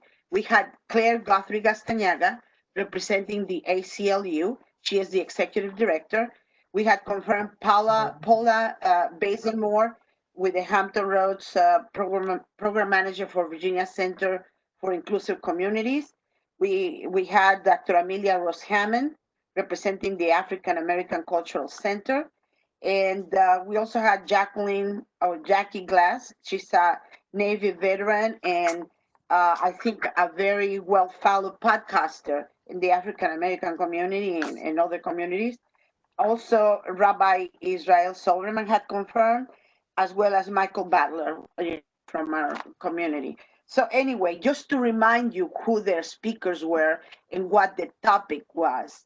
I wanted to bring this back to the commission because I think we need to make a decision whether we go forward with the speakers as we had them listed, or whether we want to go back to the drawing board and come back and make a decision whether we, given the situation right now, that we have basically the racial trauma experienced by the Black Lives Matter and the African American community, and also the issue of law enforcement and tension that exists there. I just wanted to find out whether people, wanted to come back and discuss, because in order for us to bring forth the forum, we need to then go back to the city and discuss how we can do this appropriately and be helpful to the community in the times that we're living. So that is my report. So I will need the support so that we can have a public forum on racial issues. But before that, I would like to have a Zoom or a WebEx meeting supported, so that we can bring together the members of the committee. Thank you. Thank you, Commissioner Amberman. I think I don't see. I see her on. Okay, you are back. Okay, there we go. I'm back. I don't know if you can see me. I can see you. Okay, we got the two reports. I do want to, I'm sorry to skip around a little bit, but I would like to go to the Racial Tension Task Force report, come back to the onboarding and the Joint Ocean Front. But there are two things there. Francis has offered to, as I say, volunteer to do a workshop, and I'll let her tell you about that. And also, Carla and I had a meeting with a phone meeting with Chief Sakara. So, Francis, did you want to go first? Commissioner Knight Thompson, your mic is now open. Yes, I don't mind going first. We did have a meeting. The Racial Tension Task Force did meet. We've had a couple of meetings, and we continue to meet. And I'm going to ask Dominique if you would please send out those minutes from the last meeting. And I know they had to be amended. We did make some amended. Right. But I believe everyone got the original. Did everyone get the original? Yeah, Okay. might have. I don't know. Did everybody get the original? So at any rate, if you would send out the updated minutes from our last meeting, I know we made some corrections. So if you would send that out, I don't want to take up much time. I know we've got much to do, But if you could just review that and see what the work is which way the work is going and the kinds of things we're working on. Teresa also is affiliated with an organization that is having some conversations. I think we talked about how important it is for the voices of the Black community to be heard and all of the citizens of the city to be heard in reference to, the racial tension that we're experiencing in our country. But I did tell them that I was facilitator for courageous conversations about race during my time with the Virginia Beach schools from about 2008 to around 2014 or so, doing workshops from school to school. Mr. Burnett was a very integral part of that. And I think Dr. Gencott was also a part of those conversations as well. And we took them from school to school to administrators and teachers. And there is a protocol based on the book by Glenn Singleton. The name of the book is Courageous Conversations About Race. And so we follow a protocol to encourage people to feel comfortable about sharing their experiences, telling their truth, and getting an insight on the kinds of things that we are experiencing in our society. So I'm going to collaborate with Allison Zamuda, who is an educational consultant who co-led those sessions with me. And we have a meeting next week on how we want to present this effort. But it will be an effort to bring community leaders representing the city council, representing the police force, the Human Rights Commission, the RAC committee, and citizens, of course, of the city as well. So that we can get together and have one of those courageous conversations just to start the process of exploring, exchanging how we feel and the things that we're experiencing. So they're called Courageous Conversations About Race. I did want to start, and I think we all agreed that we want to start with city leaders before embracing a huge forum. Rather, let's do it in a structured way that we can hear some of the voices of the city leaders express their concerns. And we hope to pull that off pretty soon. I'll keep you updated on how that's going to flow, but that's the plan for right now. Thank you. Oops. Carla, our conversation with Chief Zakara, did you want to speak to that? Yeah, I unmuted myself. Yeah, while everybody's on here, I just wanted to, and the Chief Zakara is still on, so I just wanted to thank him publicly for being so gracious with his time. I'm really honored to be able to chair the Law Enforcement Overview Committee, and one of the first things I want to do is to learn more about the law enforcement in our city as well as in the Sheriff's Department. So we had a conversation about reshaping community policing in the 21st century, and he was very gracious with his time, as I said. And the questions I asked, where Sylvia and I asked, were, had to do with applications and training, officer wellness, and leadership. So I'm going to work on kind of trying to put together the questions I had plus the responses he had and get it out to everybody. I hope to have a law enforcement committee meeting within the next 2 weeks, but I was thrilled with the research I had done about community policing and best practices and how much our city is already doing. So I just wanted to let the group know that Sylvia and I did speak with him, and he was. I really appreciate it, Chief. I see that you're still on, and just wanted to say publicly, I really do appreciate what the time you spent with us. So thank you, caller. Thank you, Sylvia. It was, I thought, a very good conversation. We took our time navigating through some of the questions. I was very impressed with Carla's depth of knowledge as well as depth of questions. So I had to do a little bit of some dancing with the questions, but I appreciate the opportunity to share that information, a lot of which I had previously shared with this body when you gave an opportunity to talk about the police department. So I appreciate that. And I just wanted to add that I was doing most of the listening. The questions that Carla had, she sent them ahead of time with footnotes from where she got the information. So it was very professionally done. And I have to say that the answers from the chief they really weren't answers. They were statements that were full speeches, and he was spot on. So I felt like I was watching CNN, and I learned a lot. So Thank you, Sylvia, for facilitating. Thank you. Thank you both. Let's see, we did not do awards, is that correct? That's correct. David, are you ready yet, or did David go away? Yes, I am ready. Okay. Sorry, I can never remember what meetings happen after what meetings. So you're not alone. Yeah. And the 5-month-old is certainly not helping my memory.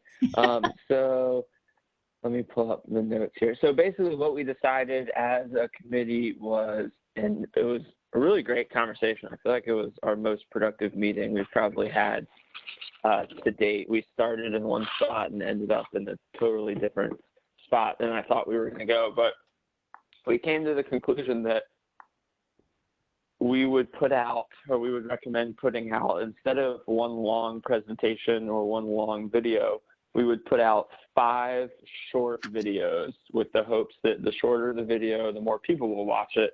We're thinking somewhere, 2 to 4 minutes-ish. And we would do one each week in December. So there's actually 5 Tuesdays in December, and it's, Human Rights Month or Human Rights Day in December. So each week in December, we were going to put out a short 2 to 3 minute video, and each video was going to have its own theme about people we were spotlighting or giving a thank you to. So and I'll just read off the 5 categories we had come up with, and we're still kind of working on the titles a little bit, but you'll get the general gist. So one of the categories is healthcare workers and first responders. One is essential workers and ordinary citizens. Another is organizations and nonprofits. Another is, where did it go? Feeding each other and donation drives. So we were thinking like restaurants and that sort of thing. And then the last one was protecting each other and equity and social justice. Again, we're working on the titles a bit, but we're trying to find 5 things that would capture everyone that helped with COVID and with these protests and everything that's been going on. And so I'm sure there's some we missed because it's impossible to include everyone in 5 videos, but we tried to make it as catch-all as possible. So that's what we came up with, 5 short videos, one each week in December, each spotlighting a specific group, with the hopes that the shorter the video, the more likely it'll have the chance of going somewhat viral and getting a lot more views, because, we all kind of shared that if you see a 2-minute video, you're much more likely to watch it than a 30-minute video. So that was our recommendation and our thoughts. And if I missed anything, feel free to chime in, Sylvia or Ginger.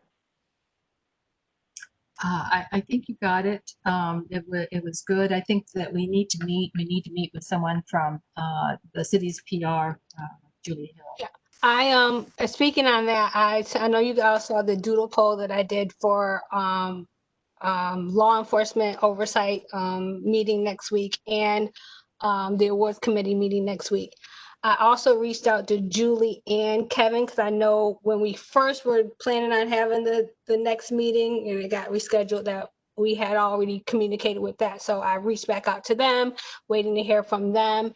And I'm waiting to hear back from a couple more commissioners on the doodle poll to get to pin down exact dates next week for the 2 meetings. Carla, you mentioned that are you okay with the law enforcement oversight committee meeting happening next week, or did you need it pushed back further? That's great. Thank you. All right, so I'm hoping to have results by tomorrow. Actually, they need to be tomorrow, so then we have the 3 days for the public notice. So I will be sending out those links and so on and so forth for the meetings tomorrow. Great, thank you. You're welcome. We're running a little bit late. The onboarding task force, this is on hold for about 6 months. Joe, did you want to report out on that? Commissioner Burnsworth, your mic is open. Sure, but before I do that, I would like to put in a plug for educators for the awards. They were called heroes before, and now they're being called villains because they're worried about the safety of themselves and kids. So I think we need to make sure that we include educators in that recognition. The onboarding task force kind of turned into onboarding processes and procedures. It grew, and the committee met 2 times in person and went through a lot of documents. We processed all those documents, put a draft together, sent it out to all the commissioners. Then after we received feedback from the commissioners, I made edits and adjustments to the processes, sent them back out a second time for more feedback. And then when we did that, then Ginger and I worked to put together a third draft, which I believe includes everybody's input that we received. And I believe Dominique has all that to finalize and make it look pretty. And so that's where it is at this stage. It's completed, we believe, and it's all with Dominique, and then hopefully someday it'll be distributed. I am waiting on the edits to the work plan, especially since there's been more discussion on that. So once that is finalized and put in with everything else, it'll be set to go. Yay. Yes, and before you go, Joe has been selected for a new position, and if you would give us a few seconds and tell us about that. It's an important position. If you've been listening to the news, you know that the school board voted on a 3-phase entrance plan for the school year. And included in that, all the families had to choose an option 1, which was face-to-face, and an option 2, which was virtual through the first semester. Parents had to conclude that by last night. And they're working very hard so that even for those who want virtual, they can still be connected to their schools. But in some cases, there just isn't that possibility. So there's the last I heard, I'm still waiting for final. There are 2 virtual learning centers, one K5 and one 6-8 in Virginia Beach, and I will be leading the 6-8 virtual learning center. And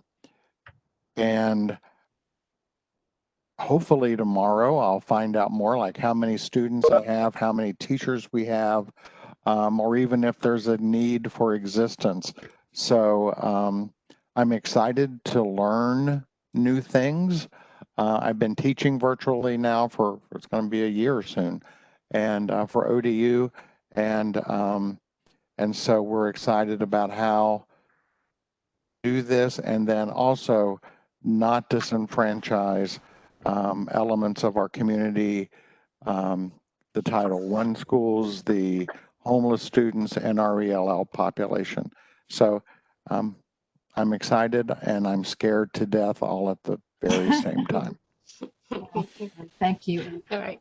Thank you, Commissioner Burnsworth, and congratulations. Thank you. Before Francis, Mark, were you able to get your kids situated? Do you have answers? Did you get in touch with anyone? Commissioner Stevens, your microphone is now open. I'm hoping I haven't got an invite to that webinar you were speaking of, addressing the homeless students and everything. So I don't know how that invite's going out, but maybe that'll answer some of the questions that I'm having. Okay. All right. Thank you. Any other? Okay. So I think next is joint HRC and RAC? Yes, we have to have one more vote and then we can talk about tabling other things. You should have gotten in your packet, there's a copy of a resolution that was pinned by the Resort Advisory Commission. And during our joint meeting, we presented it to the HRC joint committee. And they would like for us to endorse this. If you look on the second page, you notice that our Rod Ingram signed off on this. All of the things at the bottom that are numbered are all the things that the joint oceanfront has been working on for a long time. And with respect to number 3, which is the initiative to have the friendship patrols reenacted, that, in my estimation, back in the 90s was an excellent program, and it needs to come back. So what I've done is I went ahead and did the letter, and just looking for a vote to approve to send it. Does everybody have copies of it or can see it on their computer? Everyone seen it and went out with the reminder? I think so. Okay. I'd entertain a motion to approve to send our letter of support with the resolution that is basically just giving recommendations for the ocean front to be in. Oh, okay. I just heard some. I heard a so moved. So moved. Thank Okay, you. who was that? Okay. Beatrice. Beatrice. Okay, thank you. Second, anybody? Anybody want a second? Raise your virtual hand if you want a second. Here we go. Seconded. Commissioner Hazeltine, you second that? Okay. All right, thank you. Okay. Any discussion? Let me check with our callers on audio. Silberman? No. Okay, thank you. Commissioner Khaled? No. Okay, thank you. Okay, I don't see any other hands up for discussion on the motion to support the RAC's resolution being submitted to City Council. So I'm going to go ahead with the roll call vote, starting with Commissioner White. Your mic is open. Yes. Thank you. Commissioner Amberman, your mic is open. Yes. Thank you. Commissioner Hazeltine, your mic is open. Yes. Thank you. Commissioner Knight Thompson, your mic is open. Yes. Thank you. Vice Chair Jenka. Yes. Thank you. Commissioner Gunn. I think you just, Commissioner Gunn. Yes, I did. I'm sorry. Yes. Thank you. Commissioner Burnsworth. Yes. Thank you. Commissioner Mark Stevens, your mic is open. Yes. Thank you. Commissioner Ron Taylor, your mic is open. Yes. Thank you. Chair Mary Strickland. Aye. Thank you. Commissioner Stanley. Yes. Thank you. Commissioner Cubine. Yes. Thank you. And Commissioner Zoberman. Yes. Thank you. Commissioner Khaled. Your mic is open. Yes. Thank you. Okay, with that, we have a unanimous vote, which is 14. Luis is not with us anymore, so we have 14 yes for supporting the RAC's resolution to be submitted to City Council. Great. Thank you. Thank you all very much. I just wanted to show you this. You guys, this is my current agenda. If I miss anything, just somebody please help me. So have down COVID task force, and the reason I put that down, of course, is we're still in the middle of the pandemic, and I guess you've all been getting Ginger takes time to go to the site each Friday and put it out there, because still nationwide, and Beatrice, you may want to nationwide and locally, minorities make up the larger percentage. If you add them all together, it's minorities are getting this and getting it worse more than the white people. So Beatrice, do you have any updates, or Carla from your group? Commissioner Ammerman or Hasseltine, did you have anything? Put your virtual hand up. Okay, Commissioner Ammerman, your mic is open. Commissioner, Basically, the rates of infection continue to grow. Hampton Roads is not as high as the Northern Virginia area, which has a 60% increment in a population, like 10%. Latinos are 10% of the population, and yet in some areas, they are 60% of the people that are with this infection.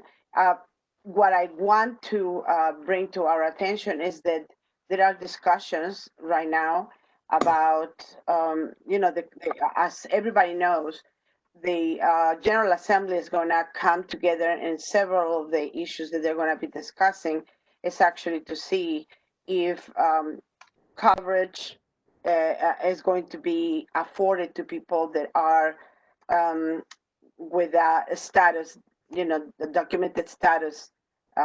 So we're requesting that is not something that holds back the care. And also, we are concerned about the inspections and the protection, the job protections of people that are COVID infected. And I think I also sent, and I'm sending so much stuff. But anyway, I think that everybody probably had an email from me. The Office of Equity is promoting this new application. It's called COVID Wise.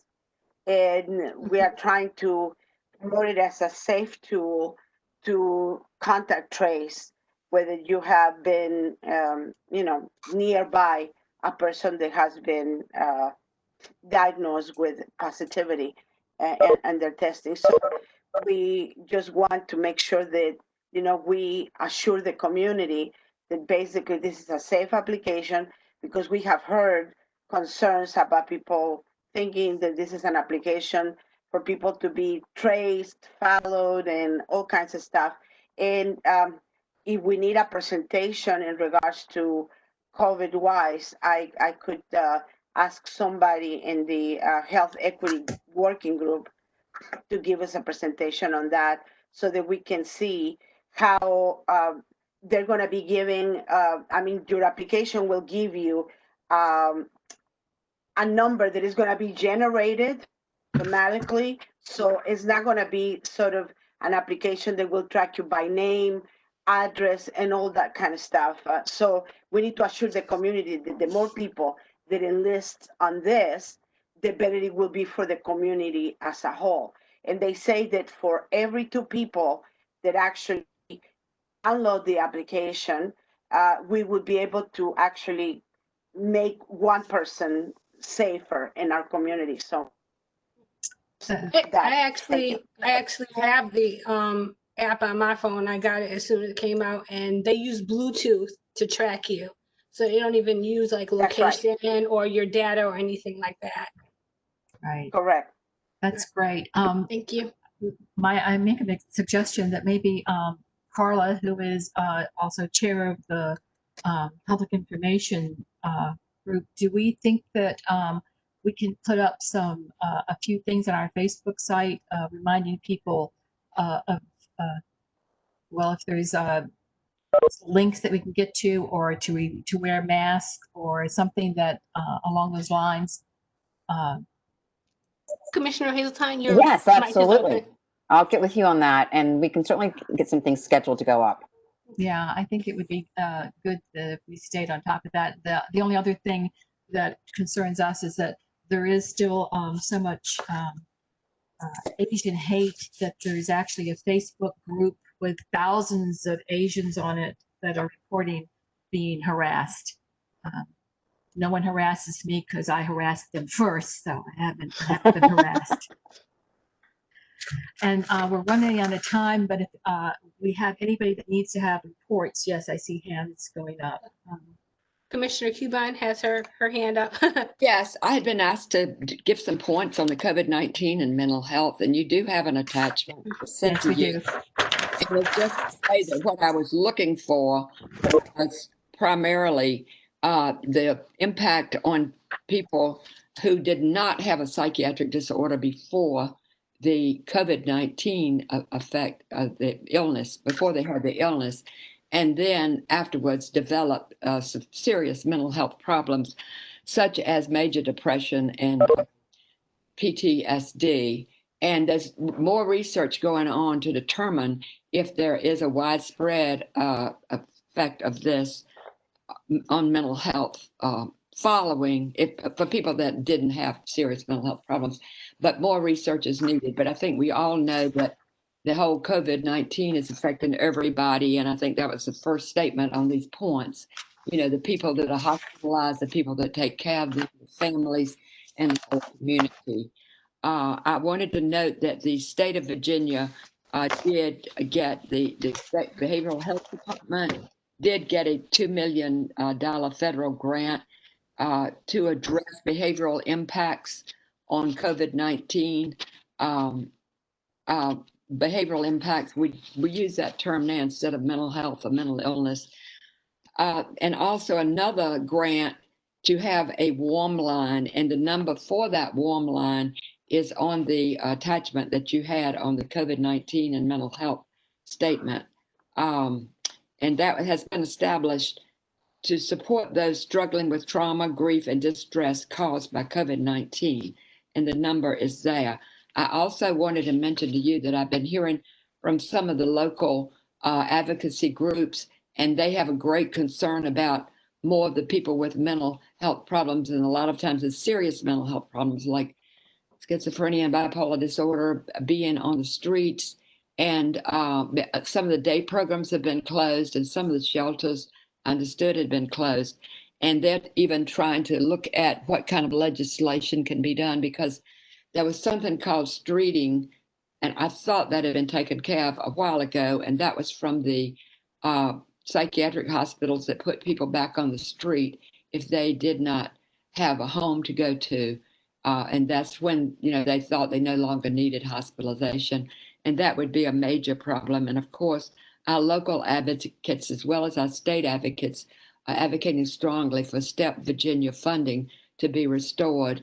That was taken away after the General Assembly appropriated funds, as well as full funding. I did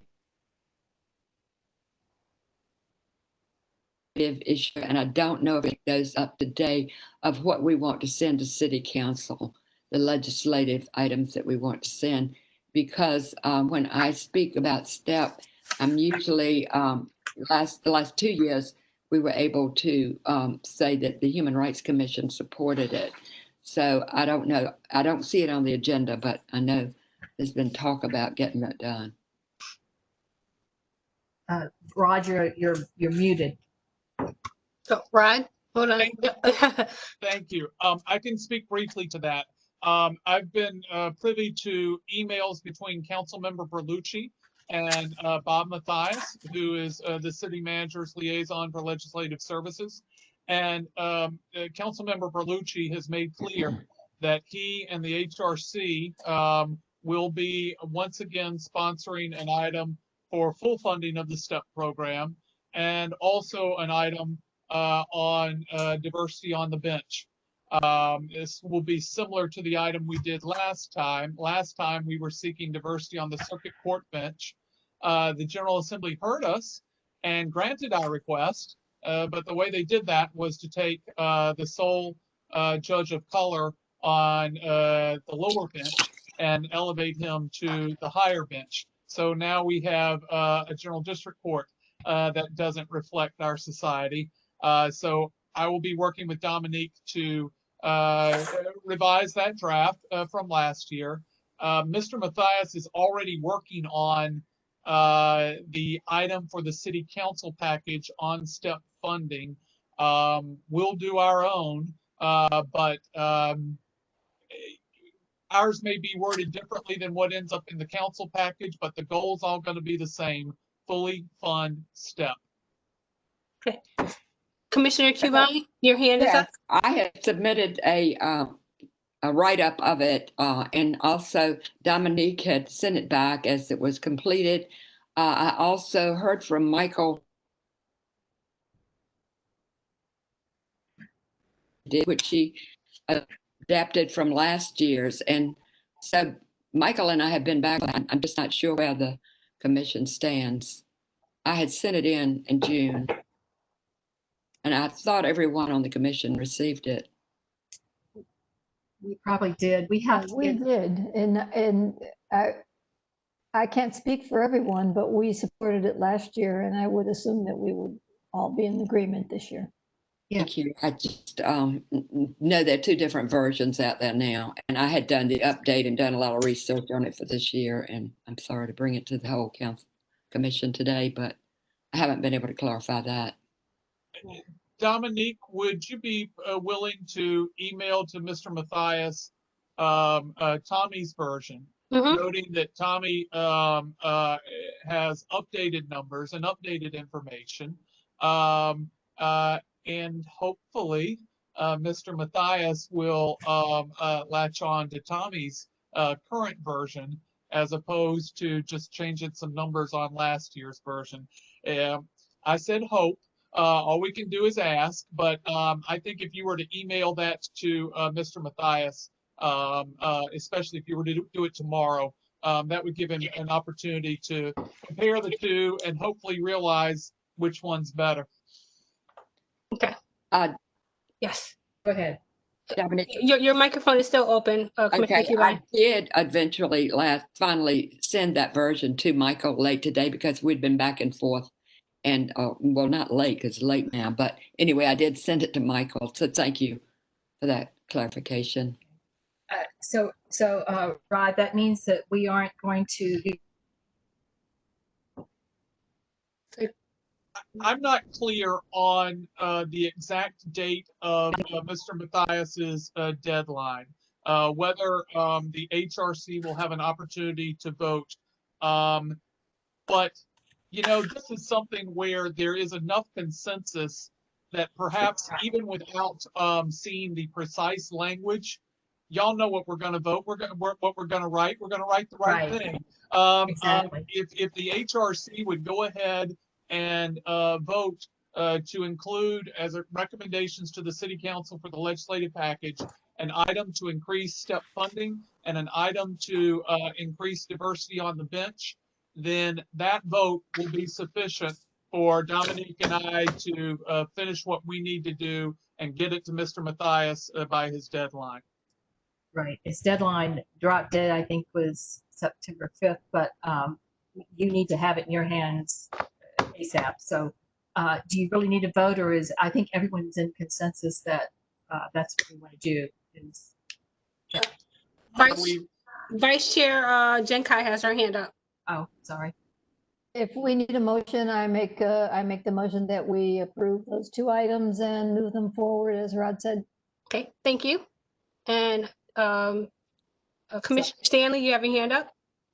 Yes, I just want to say that those two items, as well as quite a few others that have been human rights related, are an agenda that we usually try to link with other groups that are working on human rights issues in the community. I guess we kind of missed the opportunity to do that this year, but I have been in contact with Sylvia to send the working document of groups that are doing exactly that. And so there were things that were lifted, like what David Calliot mentioned with, the reforming cash bail, some other issues around, some systemic racism, the death penalty, things that definitely intersect with human rights. And, we've always had more. Those two that we're still working on are still with us. Those, are still there, but I'd just like to challenge us in this time of inequity and justice. I wish that our Human Rights Commission agenda was a little fuller, but I'm in total support of those two. We have been for a long time. Thank you, Commissioner Stanley. So do we have a second? For the motion, Ginger second. Ginger second. No, I made the motion. Okay, you made the motion. Do we have a first? It's a two. I see a two. I see a second there with Joe. Okay. Joe, Commissioner Burnsworth, your mic is now open. I second Commissioner Jencott's motion. Okay, thank you. Okay, so any discussion? Okay. I do want to make one point is that there, the legislative collaborative table does have a full number of items going forward. But the timing has been so late that we have not been able to have, and with the way that we're meeting, we've not been able to have a really good discussion on those, because I know that we would all be in agreement. But I think this motion is to move these two items now and get them off as we go. So we're being expeditious with taking care of these two things, open to discussion of further items. Sure. And I think since we are a package, we're part of the whole city package, our items should be selective, especially if the other items are covered by other organizations. So I think we're okay. Okay, so I'm going to start a roll call vote for. I think Teresa wanted to say something. Teresa, okay. I just want to go on the record saying that many a year, our human rights package has not been fully embraced by the city council. That's okay. I feel like part of our role is to be the North Star. So yes, I'm absolutely fine with this, but you know, this is always, you know, we have done it this way in the past. We're just changing protocol here, and that's fine. We're not changing protocol. We just haven't had a chance. Right, that's what I mean. It's just, yeah, I mean, right. So we're not going to have maybe as expanded an agenda, and that's fine. I just want to have it noted that, you know, just have it noted that right. They don't have to. They never embraced the immigrant driver license. Right. There were lots of things that we have supported that, you know, that's just being a little bit more on the human rights train. So thanks. I just needed to put that on the record. Okay, thank you. Thank you. Okay, so I'm going to start a roll call vote for these two legislative items to be submitted for recommendation for City Council. So Commissioner White. Oh, your mic is open. We can't hear you. Commissioner White? Yes. Okay, there we go. Gotcha. Thank you. Commissioner Amberman? Yes. Thank you. Commissioner Hasseltine, your mic is open. Yes. Thank you. Commissioner Knight Thompson, your mic is open. Yes. Thank you. And Vice Chair Jenkott? Yes. Thank you. Commissioner Gunn, your mic is open. Yes. Thank you. Commissioner Burnsworth, your mic is open. Yes. Thank you. Commissioner Stevens, your mic is open. Yes. Thank you. And Commissioner Taylor, your mic is open. Yes. Thank you. And Chair Neary Strickland. Aye. Thank you. Commissioner Stanley. Yes. Thank you. And Commissioner Cubine. Yes. Thank you. Okay. Rabbi Zilberman and Commissioner Khaled have left the meeting. So as it stands, we have. Did we have Ron Taylor? Yes, we do have Ron. Okay. We have 12 yes. So we have 12 yes. Okay, this, I'm sorry. We have 12 yes. I was just reiterating. Okay, and thank you, Rod, for putting that together for us. Sure. Just before we sign off, Tommy, the things that you have on here and what you get from Nani, if you think that they need to be shared on Facebook, just is a process that we post them and then Dominique, you just see them and approve them. Is that correct? So you just act like you're going to post something that you think should go up there? Yes, that's how it works. When you post, I get a message that says so and so posted to Facebook, needs to be approved. Okay. Carla, did you have something? Your mic is not open. No, I was just saying, yes, that's exactly the right procedure. Thank you. Great. Okay, thank you. Does anybody else have anything? It's only 6:25 now. My deep appreciation to everybody that Teresa, I see you want to say something. Hold on 1 second. I just Commissioner wanted Stanley, your mic is open. I wanted to make sure everybody realized that the Pastor Leader Community Police Relations Table meeting has been canceled this evening. What, it has been canceled? Dr. Coleman and me have both lost family members. Oh no. I'm so sorry, Teresa. This was a sister-in-law. Mine is COVID positive mother and father-in-law that were in long-term care. So we lost mother-in-law last night. So there's no way that we could, and so that's gone out to everyone. I like I said, I don't know what the public notice was, but I've made sure that people RSVP'd, and I've gotten more than 48 RSVP'd telling me they know the meeting's canceled, but I wanted you all to be aware. Oh, thank you, madam. Please accept sorry. our condolences. Condolences. Yeah. I had no idea. I know how it is very tough, and I can tell you that not being able to be with your loved ones is extremely hard. I just went through that, so I am so sorry, Teresa. And tell us again, Teresa, who did you lose? My mother-in-law and they were in long-term care, and my father-in-law, they both were positive. She's now gone, and he is still testing positive in the hospital. So please keep him in your prayers. We will. Absolutely. Absolutely. A very hard process. I can imagine. The way we need I can't imagine. And I'm going to need to go right now because I have all kinds of funeral home things that I should be doing, but this was really important work. So I'm going to. Thank you so very much. Thank you all. Thank you. Okay. Wow. I know Jojo was on his way to the hospital. He was sick, but I was really afraid that he may, since he has public, both his jobs are interfacing with the public, but I think he's okay. But I will say the Filipino community is getting hard hit locally. Anyway, anybody else have anything? Y'all tired and ready to go? Get ready. Commissioner Amberman, your hand is raised. Thank you. And I'll do it very quickly.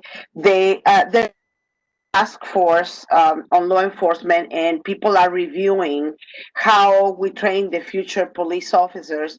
And I wanted to see if Carla could share the questions that she presented to Chief, because we're trying to do, we're going to send out a I guess a questionnaire for people in the community all over Virginia to share with us what is it that they see as a community that, the focus should be in relationship with community and policing. So if you can, be available to answer, to share questions that you think are important, we appreciate it. Thank you. Thank you. Very good. Hi, it's Carla. Yes, absolutely. More than happy to do it. I was actually I'm in a hotel room in Harrisonburg right now. I was going to try to spend some time getting all these notes, getting all the answers together to the questions that I asked, because we did talk in depth about community policing, especially Barack Obama's 2014 guidelines for community policing, about the application process, what's being done for mental health. And so it was really a very in-depth conversation, just so that I understood better. But I'm more than happy to send that out to the group. Yes, please. Thank you. Thank you, everybody. Please be safe. Thank you, Allison, for absolutely. Did it work out all right for you? Oh, Commissioner White? Yes, it did. Great. Great. All right. See you. Thank you, everyone. All right. Thank you, everyone. If you want to unmute yourself, go ahead and say goodbye. Bye. Bye. Bye, everybody. Everybody. Bye. Night. Take care, everyone. Good night. Good night. Good night.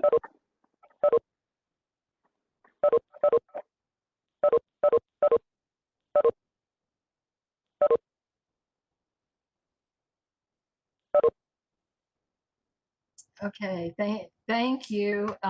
We have maybe Elena, our visitor left, right? Yes, our visitor left. Okay, we got everything.